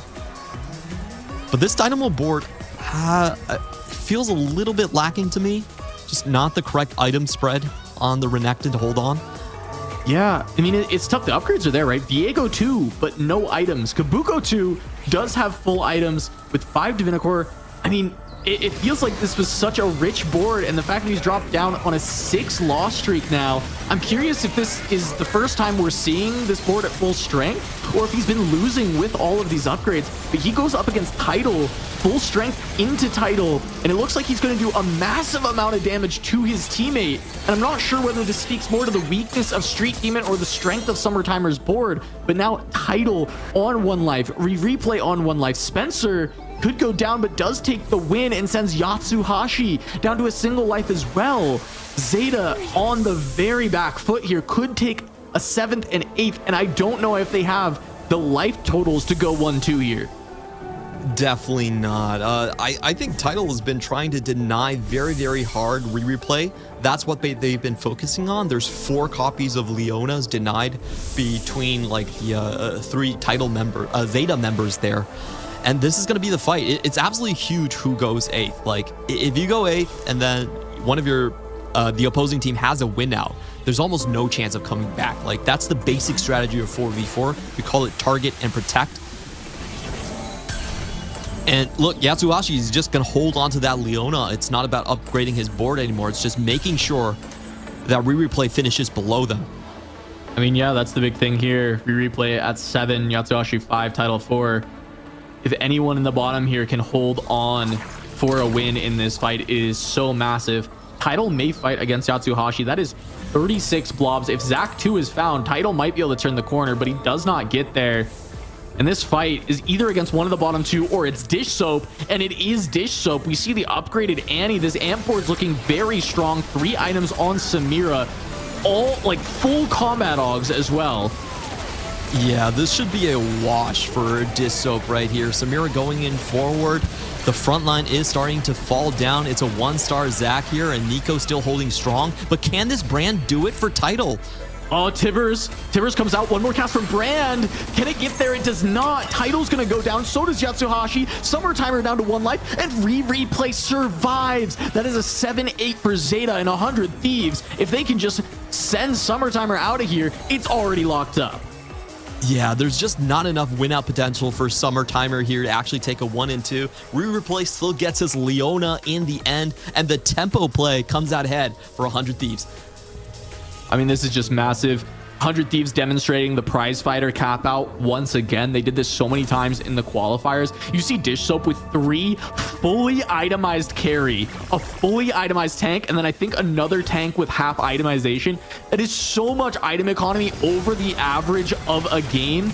It just gives so much additional power alongside those combat augments. And now Summertimer, even with these big upgraded 5 costs with the Divinicore, I'm not sure that he can hold on to cap out and fully win this game, especially since he's fighting against Kess. This is half their HP gone. Kess down to 1 life.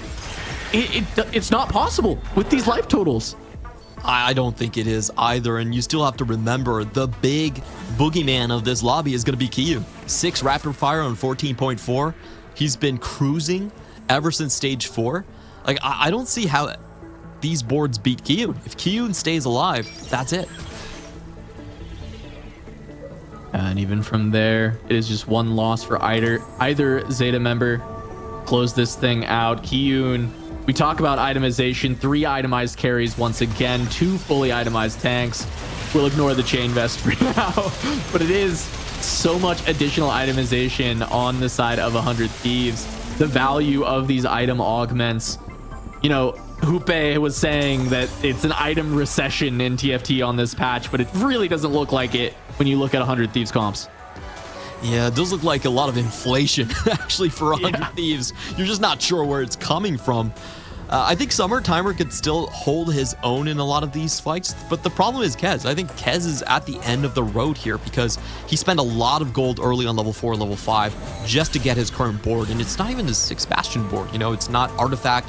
It's just a 1-cost, good old 1-cost reroll. So I think this might be the end of the road for him, as well as Zeta. And Kiyun upgraded Renekton and decides to not even swap the rapid fire over. Believes in this Urgot with the Trickster's Glass, pumping out so much damage. And this fight doesn't even look close. Way too much DPS. Test goes down. 100 Thieves take game 1 over Zeta Division.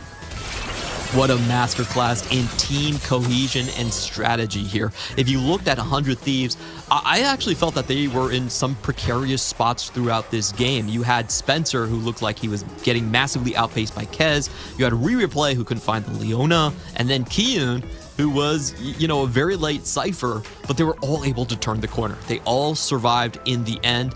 And I think a big thing is also just Dissoap being able to hit that board. Just knowing that he's going to get more items, slam, and go for the highest cap out board. I don't know, Clement. How are you supposed to win games when you can't cook up a victory when they don't give you any kitchenware? The 100 Thieves had pans, had spatulas. Zeta, they got nothing. They're cooking with their bare hands. And I think that's a massive difference we see in this 4v4, in this patch, is when you can get the pans, when you can get the spats, we're seeing so much more success due to these win out compositions and even just the power of the tempo that a Bastion emblem gives that Morgana composition. I think this was a big difference in the ability to pick up those additional items, those pans, those spatulas, 400 Thieves, and then some great team coordination from there to close it out. And I'm curious if Zeta can even up that itemization in this next game, or if they can find that advantage, if they're going to be able to repeat that same amount of success. Yeah, you can really see that. I feel like the two teams are playing on different tiers at this point. If you look at the way that 100 Thieves is playing, this is how CN kind of likes to play their games, where they have a very clear schematic on which of the 4-cost-oriented comps are going to play. You're going to go play Anima comp, where none of the 4-costs overlap with the rapid fire comp, and none of the 4-costs overlap with the Anima. With the AMP comp. So if you play those 3-4 cost comps at the same time, you actually filter out for each other. And that's why they're able to stabilize so quickly on stage 4, despite some hiccups on stage 3. All right, well, we'll see if 100 Thieves can continue the success against Zeta, or if Zeta will be able to make that big comeback around the captain title. We're going to go to a quick break, but when we return, we will have the continuation of this series. Don't go anywhere.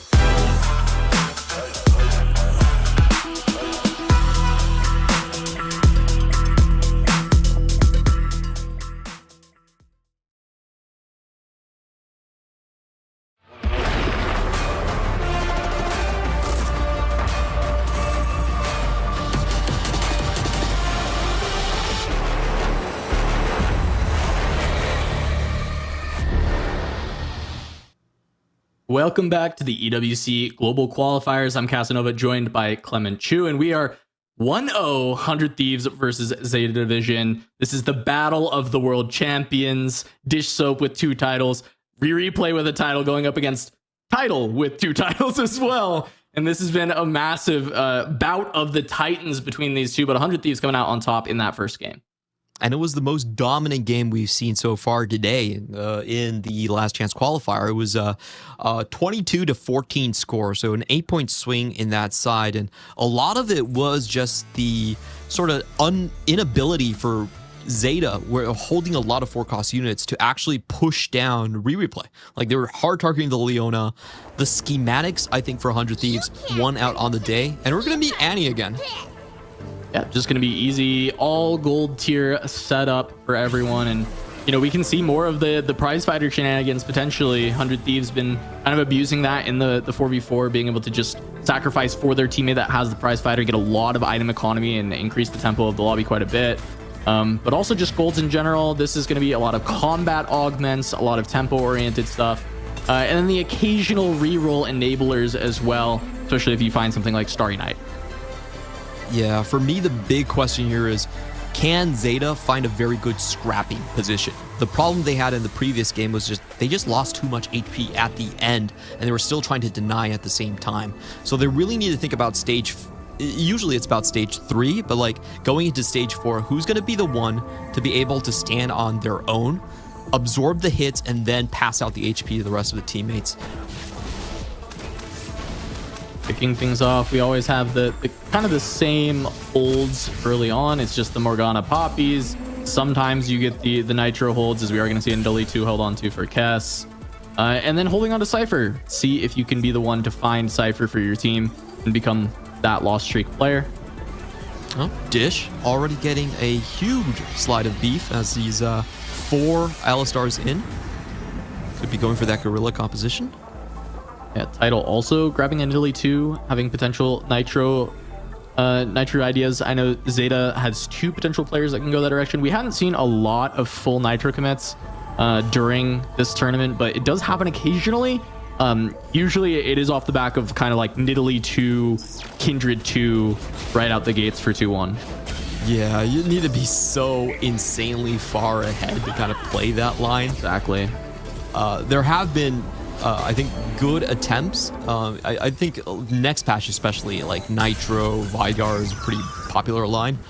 But for this one, not really. We're going to see the build around being the hacked augment here. Category 5, rest in peace. Prize fighter again.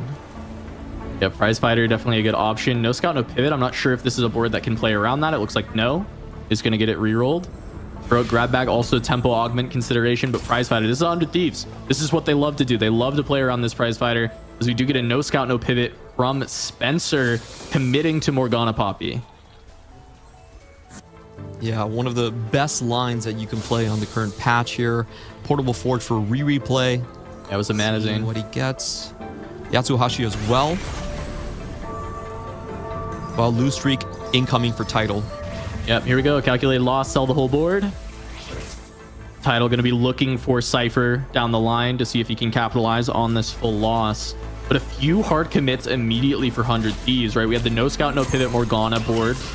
We've got the, I think there was a Manazane, so that's, you know, it narrows what we're going to actually see from that. Kiyun is just going to be around the prize fighter, but then we also had a marksman emblem on Dish Soap's board. Very likely going to lead towards that marksman vanguard. Yeah, Kiyun already losing his first match, slammed everything, even the lone components, but wasn't able to win out against Not Today. The extra attack speed carrying the day there for Kez. Meanwhile, Spencer, his lose streak is going to be like he has to keep his units on the board, so his lose streak is going to get broken. Looks like both Yatsuhashi and Title are full open for it at the moment. I'm wondering if it's just whoever hits Cypher first, they let keep it. But calculated loss for Title means he does need to kind of continue with this open, whereas Yatsuhashi's spot was a little bit more flexibly able to stay away from the loss streak. He was just playing around a portable forge. we talked about in 4v4 in terms of tempo, you usually don't want too many lose streakers, but this game might be a little bit different because everyone did start out with 10 extra HP. There's more room to kind of turn that corner when it comes down to the later phases of the game. We replay with the Manazane is going to start contesting on the Morganas. I think he'll pivot out eventually, though, because Spencer is the no scout, no pivot Morgana player. So this is just going to be item carry Morgana 2. Look for something else to hold this Manazane later on. A lot of great units you could use here.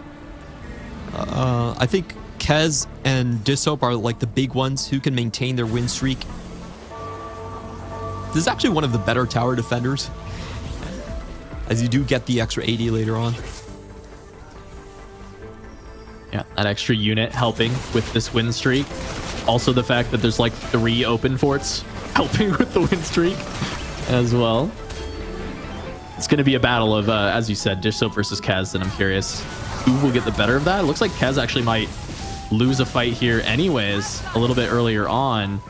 Against Summertimer, a little bit of a team kill, losing the win streak. Summertimer going to potentially just try and hold on to a win streak instead. Yeah, it does have the items and also the Golden Ox inside. We haven't seen the Golden Ox being played at all today. Very curious if you can pull it off in a 4v4 format. Everyone typically has lower caps when it comes to these games. All right, we're able to dodge the kitchenware for the first carousel once again.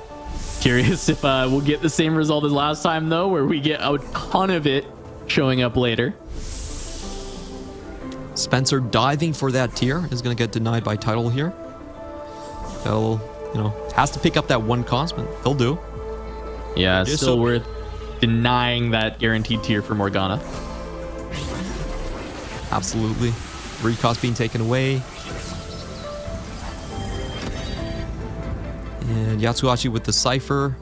Ooh, this is going to get a little bit dicey. Who do they want the lose streak on? There's a very high chance they're going to run it.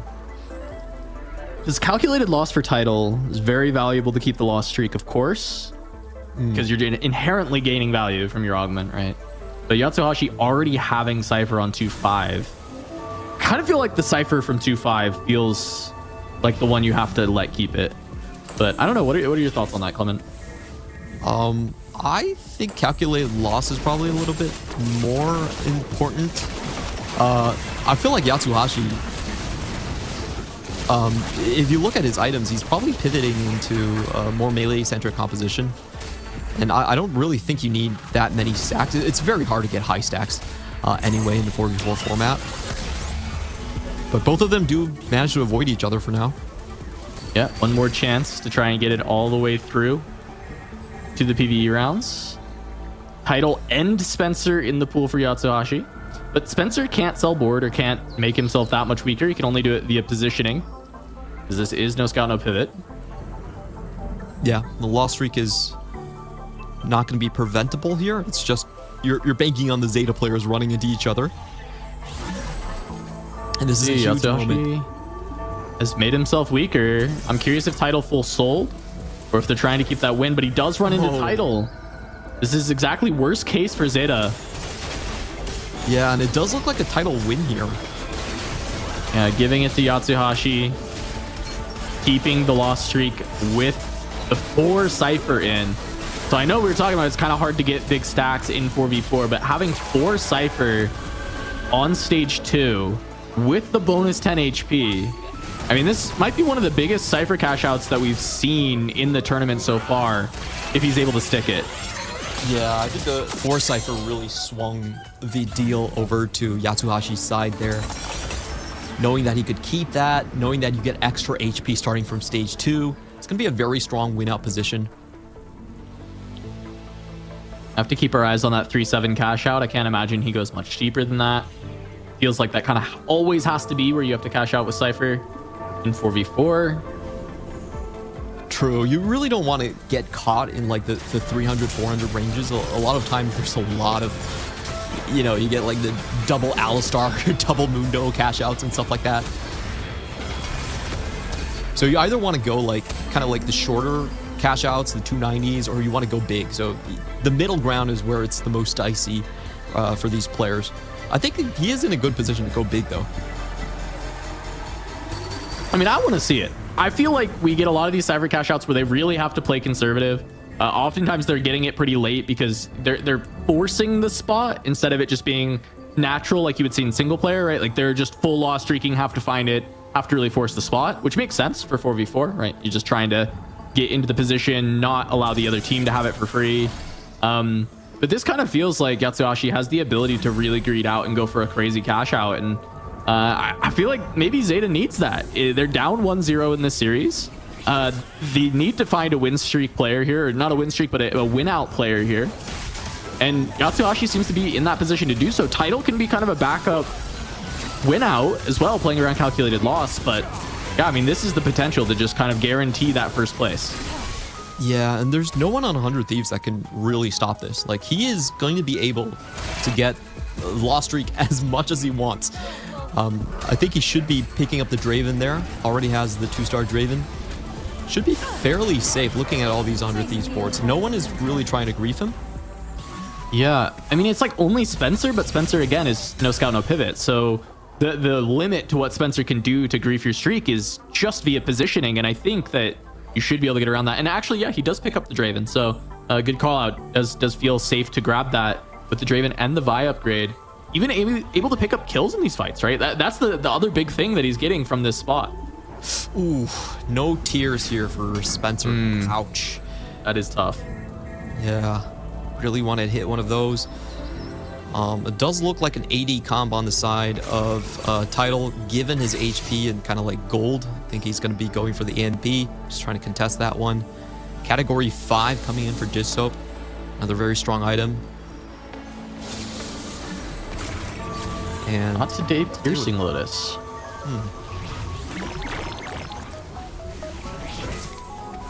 Replication. Timer. Been able to hold on to this streak for a while now. Going up against, it's like replay here. Having the Mana Zane Morgana. Alistar, a very fantastic tank into Morgana with the damage reduction on all the ticks. Does buy a lot of space with that being the main tank. Finally, the board is starting to fall down. It's just a matter of Morgana taking out the Senna on the back line, but also it's Draven too. It feels like turn the corner, they've got that fight. Replay able to stop Summertimer's streak and continue his own 7 streak into stage 3. And look at the units that he's holding here. He's actually getting 4 Draven, so making sure that the loss streak player, I believe Yatsuhashi, isn't running away with the game at the moment. Yatsuhashi with a ton of gold is going to sit for a very high cash out. I wonder what he got off of the magic roll here. His Vi looks massive, so I think it is just unit HP. Yeah, that seems likely. Permanent health. Yeah, good call out, Clement. It's probably, you know, not the one that you want to get right now, but should still be... Oh, this could be close. He could accidentally win this one. Yeah, he even slams additional onto the Nefiri. He makes the Bloodthirster, feeling very confident that he's not going to win.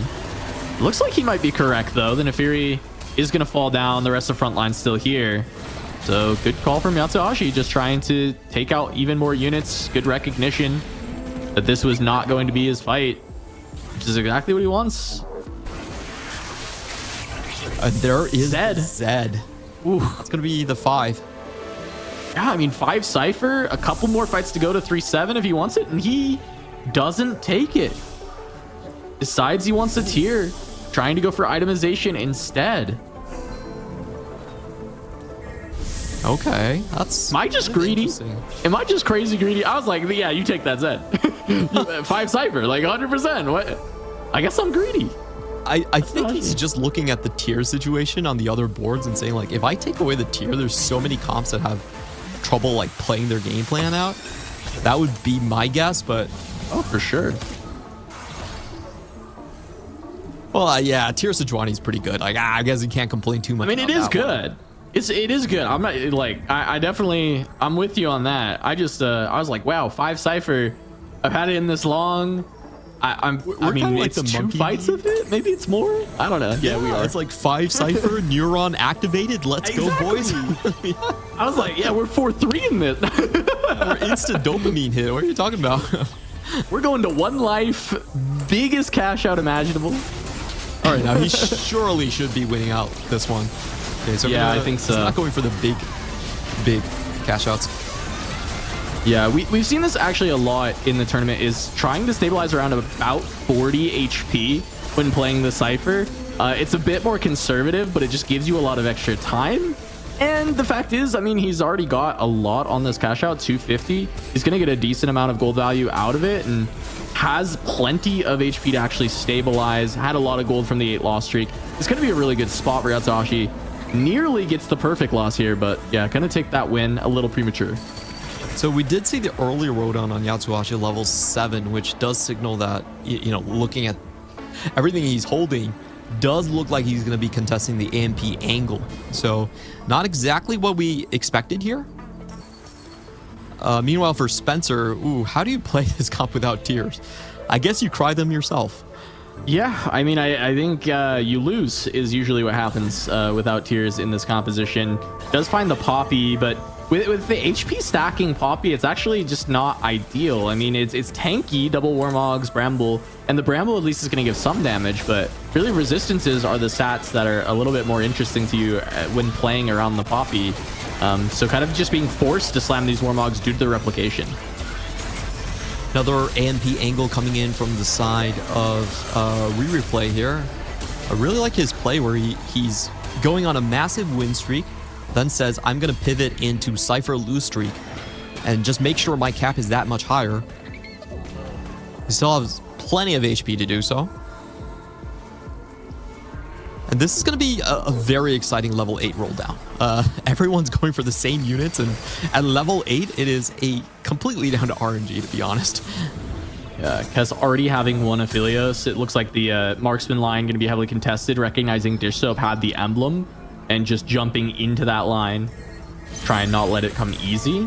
So you do have this MF Exotech set up here.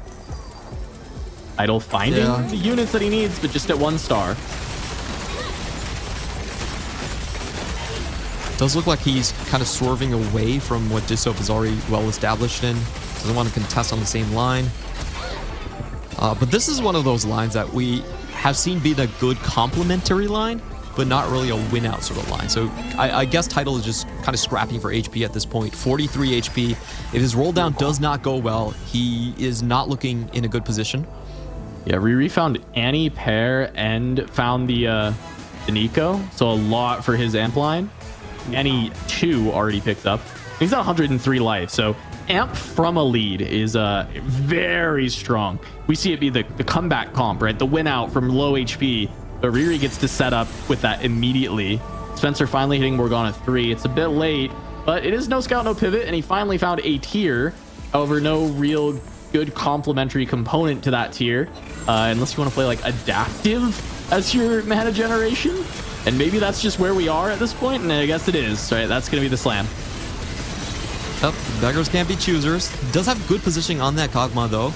With Bastion in good position, should be able to take the Kog'Maw out. So he's going to start to stabilize. Meanwhile, Kez hasn't really started his roll down yet. Tidal, on the other hand, coming in with the win. And Yasuashi already cashed out. Yep, Yatsuhashi already cashing out. And now having to put together the composition. We are going to get an option of a prismatic as well. Is it go big or go home? Ooh, nah, it's too risky. Long distance Pale plus Healing Orb was actually quite nice for the AMP comp. It needs a lot of AP. Yeah, I mean, it's kind of a reasonable choice. A lot of stats. Gonna roll it. Glass Cannon health as well. And it's just gonna be uplink. Recognizing kind of short on tiers.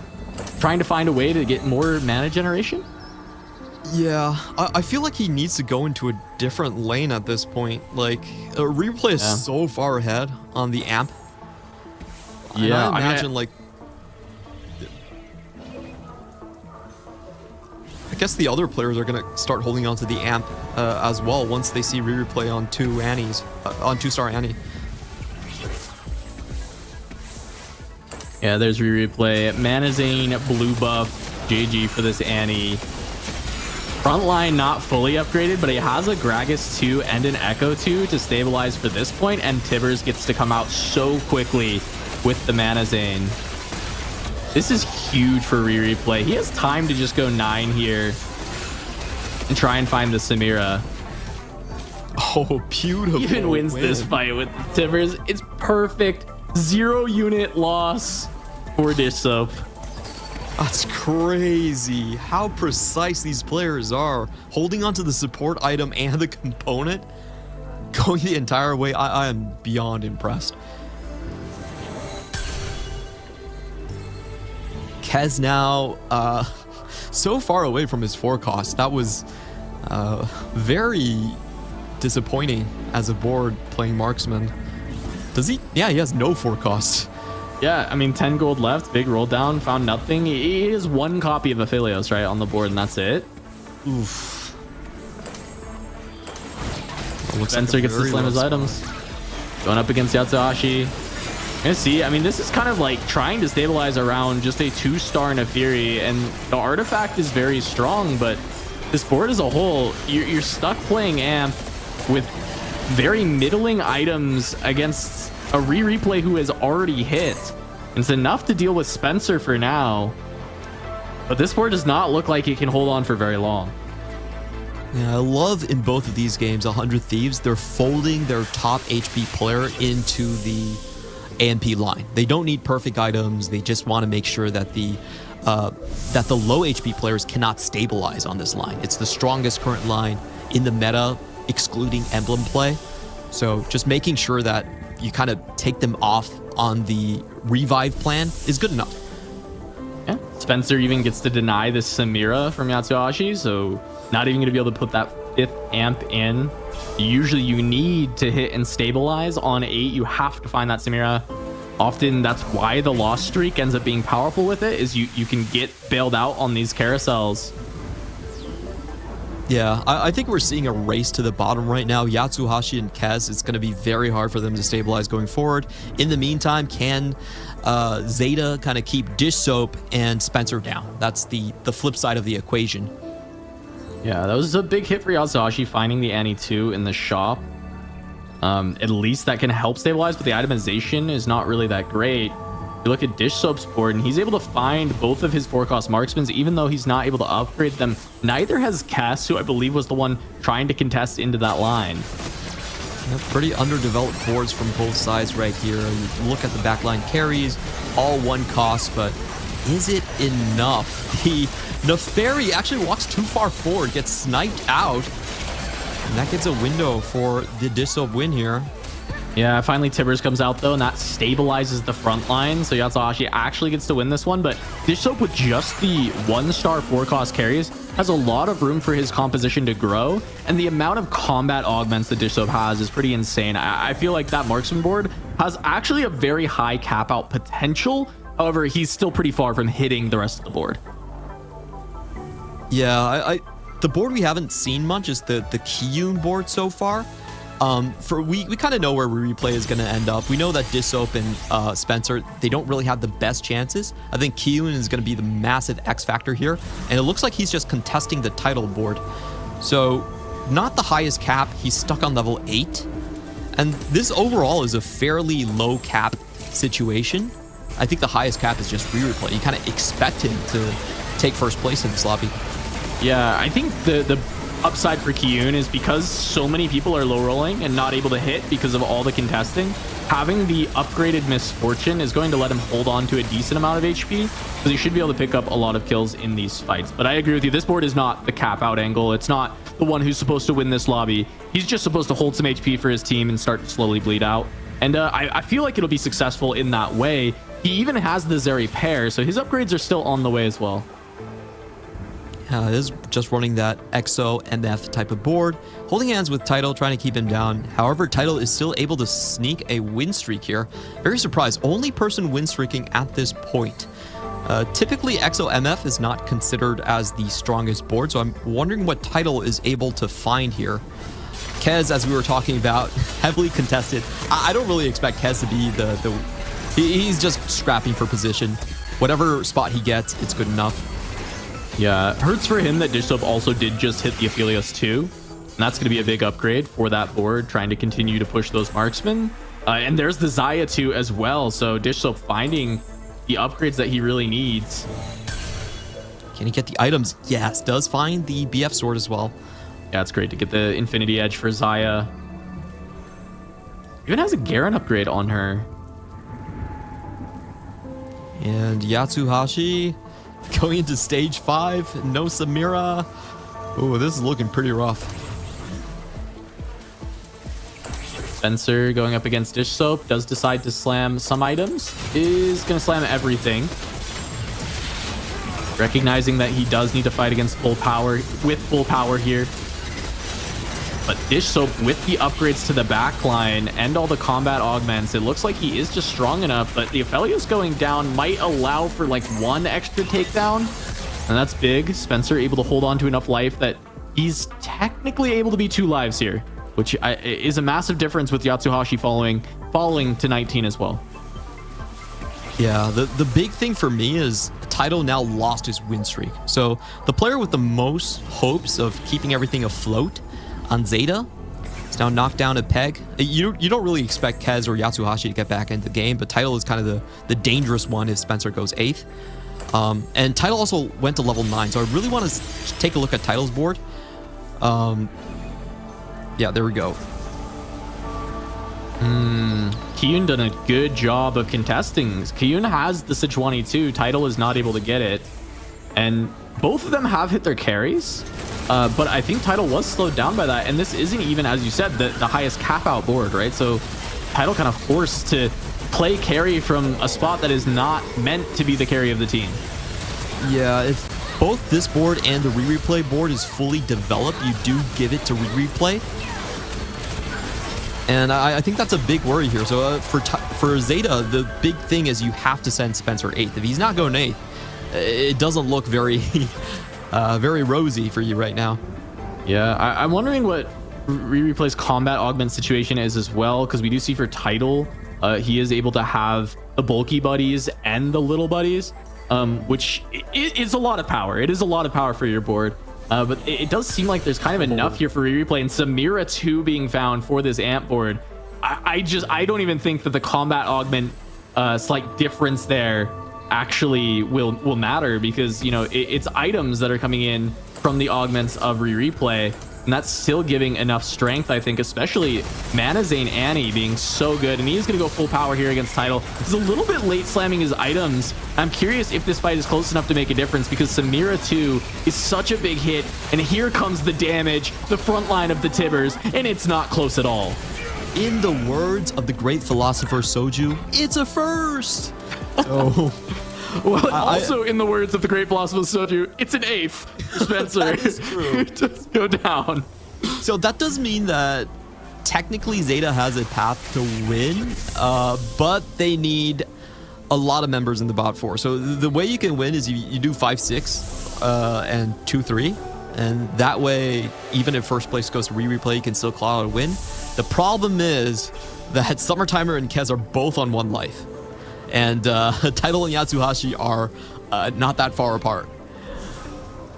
Yeah, I mean, it's just a tale of the standings straight away. You got all 4 of Zeta below the 3 of 100 Thieves.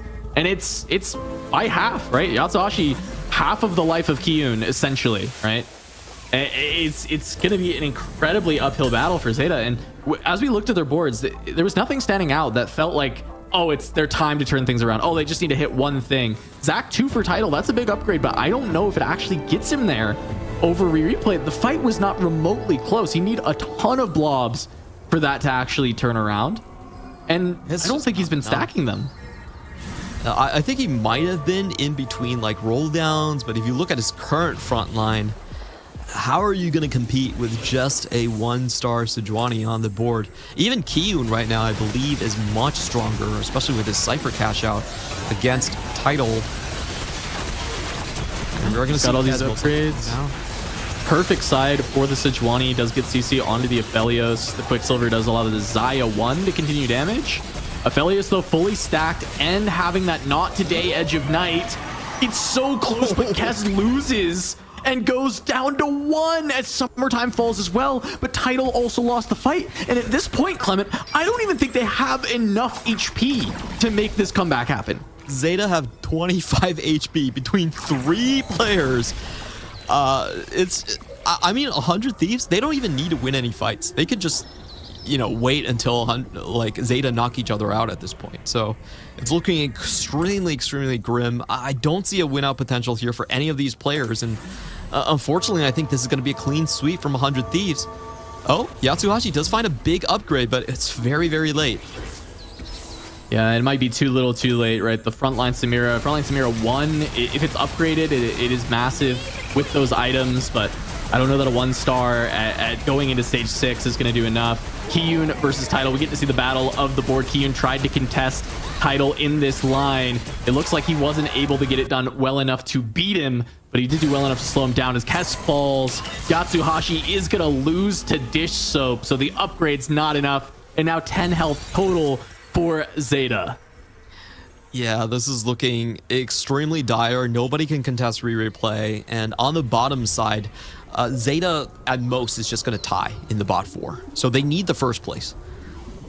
If they can, as Kiyun's still on 2 lives as well. It's just, I think it's pretty much a wrap at this point. It might be like actually mathematically over, but it's really hard to tell with the different like fight RNG who you're going to run into. But with only 1 life apiece and the need to go 1-3 here, I don't even know if that's possible considering these life totals. Yeah, it has to come down to some crazy ghost fight situations for Zeta to come back. And I'll be honest, like on set 14, it has happened to me quite a few times. I'm not saying it's completely impossible, just improbable. And just what a performance from 100 Thieves across these 2 games, though. Domination so far both times around. They've been winning these fights. It feels like it's just a wrap here. And 100 Thieves, they've been on this upward trajectory ever since they lost that first series in the Americas qualifiers. Had to try and make the losers run. Couldn't quite get the job done and qualify directly to EWC. Coming to the last chance qualifier, chip on their shoulder and taking it to Zeta Division in their very first set. It's like Yatsuhashi having to deal with replay. The frontline Samira actually able to hold on. So we don't want to speak too soon here as Yatsuhashi able to find that win, but still 2 lives on Dish Soap, 2 lives on Kiyun, and many more for replay. So both of the players win. The big question here is once that X appears between these two, it's going to be pretty much lights out.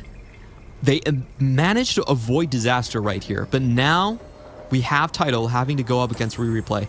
The most difficult board that exists right now. Even though Yatsuhashi won, I still feel like replay has like the strongest board total. Now, it is really interesting to see how much Zac stacks that Tidal is acquired. I think that's probably the only condition where he wins this. Yeah, it was getting pretty high, and it does feel like there's a good chance that he can get there behind the Zac, but only 1 item on it. Because of that, it's just looking like it's not enough. The casts are just too big. The front line melts. Tidal is going to go down here. And with that, that is the chances of Zeta in this series. 100 Thieves are going to advance winner side. A beautiful play coming out. I just feel like it's a schematic win coming in from 100 Thieves. They realized how they wanted to play the game. They avoided all of the 4-cost contests. They sent Kiyun in to make sure that Tidal doesn't get away with the game. And in both games, they've always sent like the big win streak player towards the ANP composition. That's usually how it's played on 14.5. You have good win streak, you have good econ bonus that allows you to get into the level 9 for this composition to really work out. And it's just beautiful to watch this all come together, not contesting each other, knowing who to kind of target on the enemy team. And both of these wins are blowout wins. They're massive in terms of the point differential here. Yeah, I mean, it's just good signs for 100 Thieves throughout. This is a team that I think coming into this, I fully expect to be able to make it through the LCQ, but you look at just the pedigree on all of the teams that are here, and it becomes a lot more muddy. It's really hard to just say, yes, surely this team will make it out.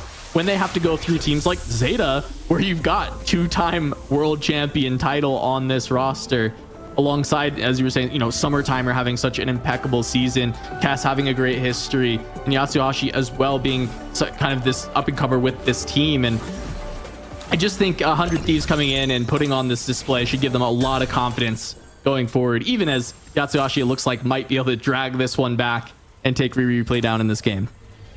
Yeah, it's looking like a consolation prize for him now. He does get the Samira too, but honestly, at this point, I am happy to just jump over into the other series between Alcazia and NIP here.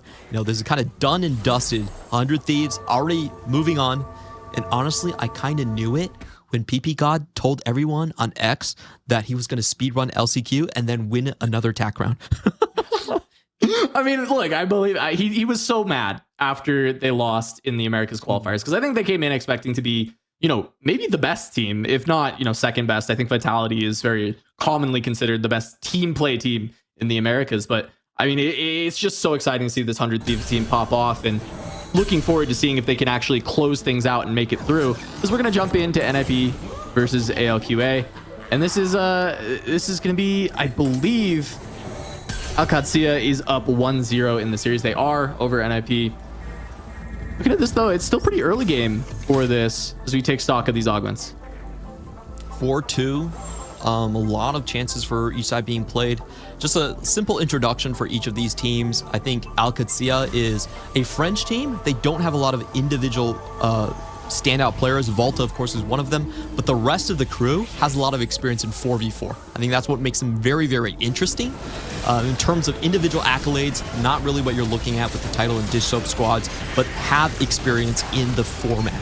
On the other side for NIP, this is a fairly new squad, and their players are Xiaoqi and Sichu.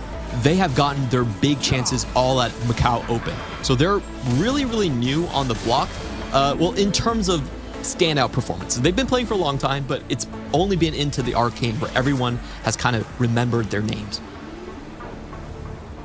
And it looks like, just taking stock of some of these boards, immediately we can identify Volta as a potential win-out player for Katsuya here. Having the rapid fire +1 on a Renekton already. It looks like here's another rapid fire board for Luli.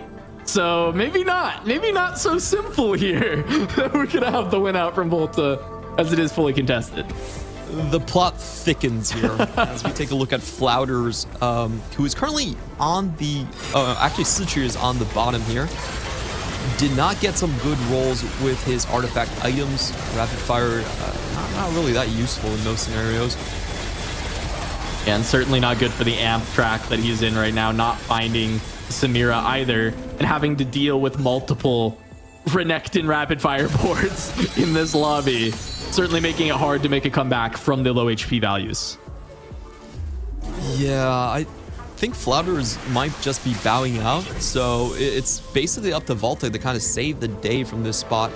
There's also another pan. Somebody had an open pan as well, and I'm not sure which board it was on. So I'm curious if that gets turned into attack crown or attack cape or whichever one it is with the pans.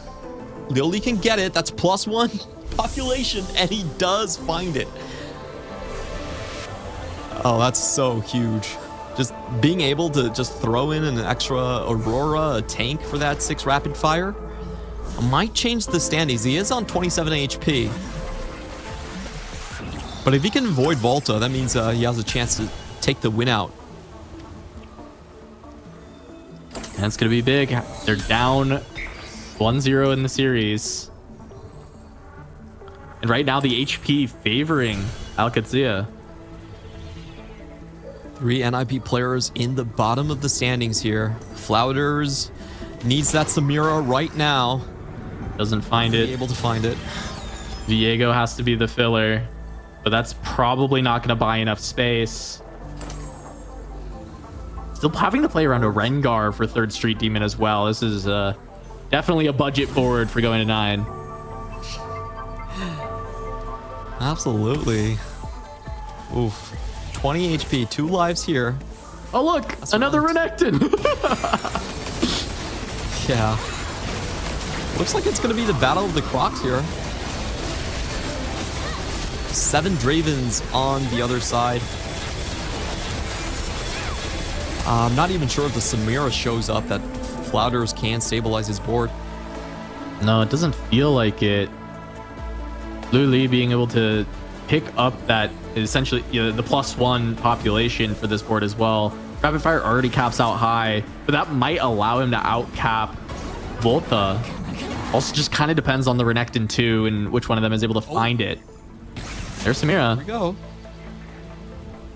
As a duplicator, if you can find Samira or Zac pair. I don't think he has time. Time is really the issue for Flouders here.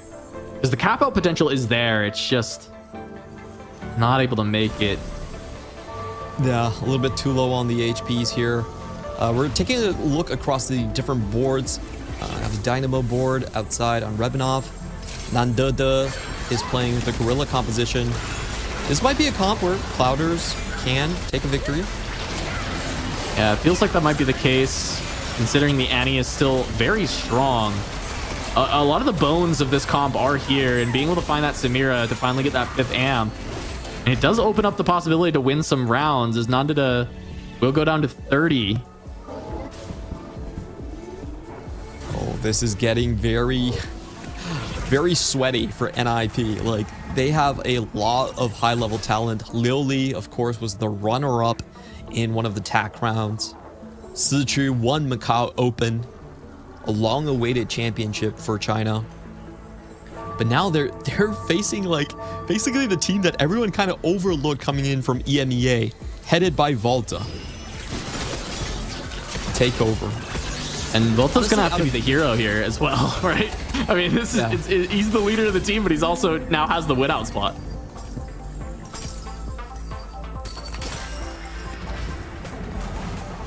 Massive amounts of HP to do it. Not very good items on this board for Nando. Looks like he's dead in the water. Not enough items and not the correct ones either. Alchi, 31 HP, trying to claw out a win here.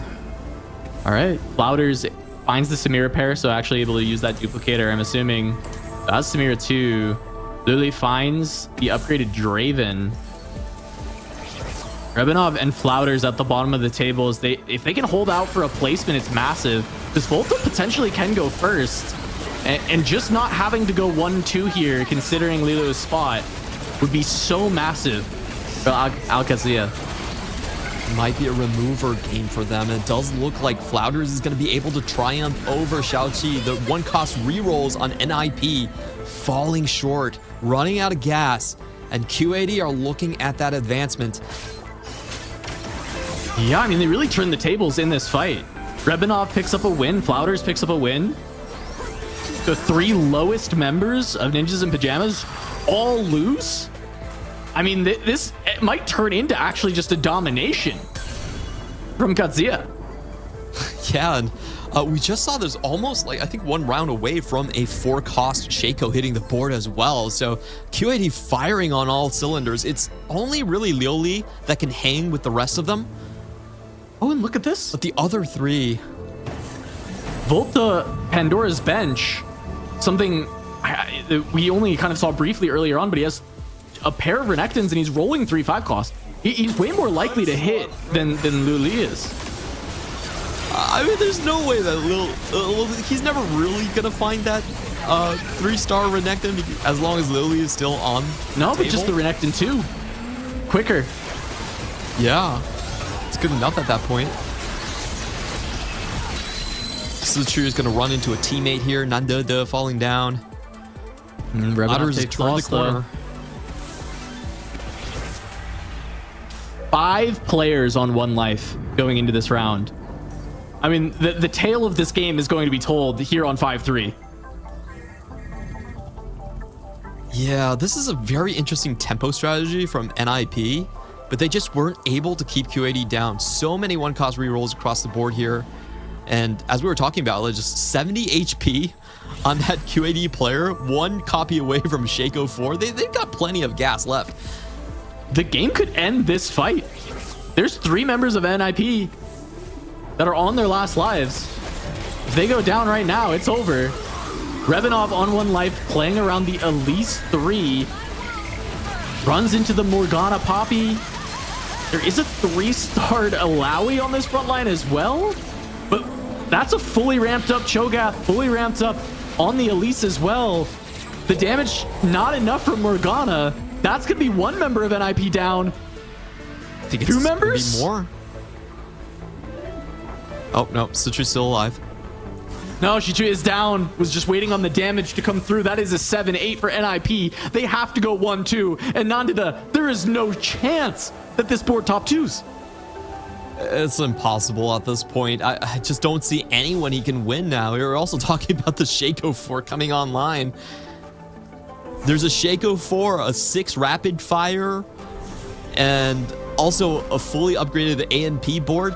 Like, who are you beating out there? Yeah, I mean, that should do it. Alcazia continuing this kind of underdog story that they've created for themselves. Here's the Shaco 4. What a way to clinch your path into the winner's bracket here. 1,700 damage on a single attack.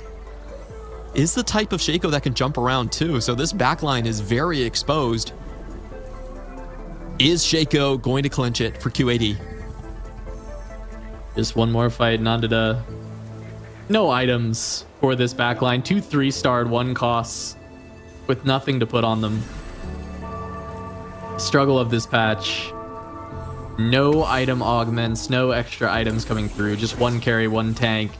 Having to contend with a 4-star Shaco and a very upgraded Zed as well with the Radiant items.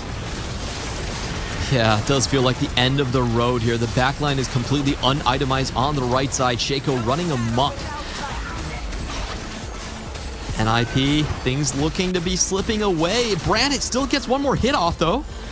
But the Zed's still alive. The Alistar can't get it done. Nandita falls. The Alcazia will advance winner's side to face off against 100 Thieves tomorrow.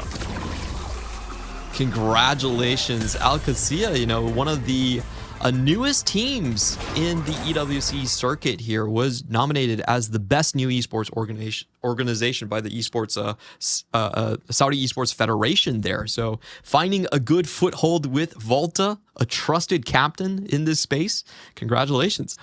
Yeah, I was looking through some of the stats, and the most final day appearances, Volta is up there with title in the World Championship. Volta having just such a storied career, even though he's not been able to punch his ticket to become a world champion. We talk about all of these players with, you know, their wins, their titles, their ability to be so consistent. But Volta is a name that always has to kind of be considered when it is among those greats because of his consistency to make those deep runs at the World Championship, and being able to captain a team of, as you said, kind of these relative newcomers. They've played the 4v4 circuit, but they've not been players that anyone looked at and immediately had just this like great respect for these players as single player TFT players, and has worked together with them to create kind of a miracle here in this run, making it to the semifinals of the last chance qualifier. They will be facing off against 100 Thieves tomorrow. And these two teams are only 1 win away from like punching their way to, you know, the next stage, going on forward.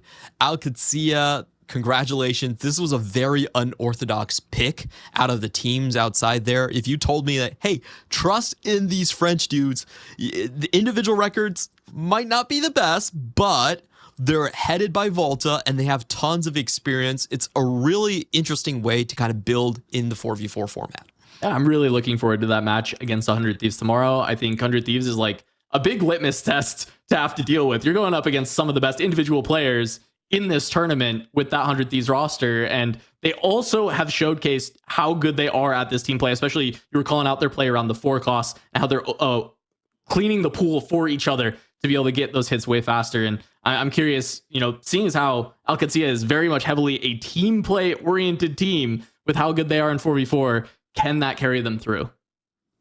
Yeah, I think that the schematics of the teams going in is super important. This is what actually high-level 4v4 teams do across the globe, is they basically have a sheet where they set out each different compositions at each cost, where they know they aren't going to contest each other, and they kind of have a pre-plan on which comps to go for.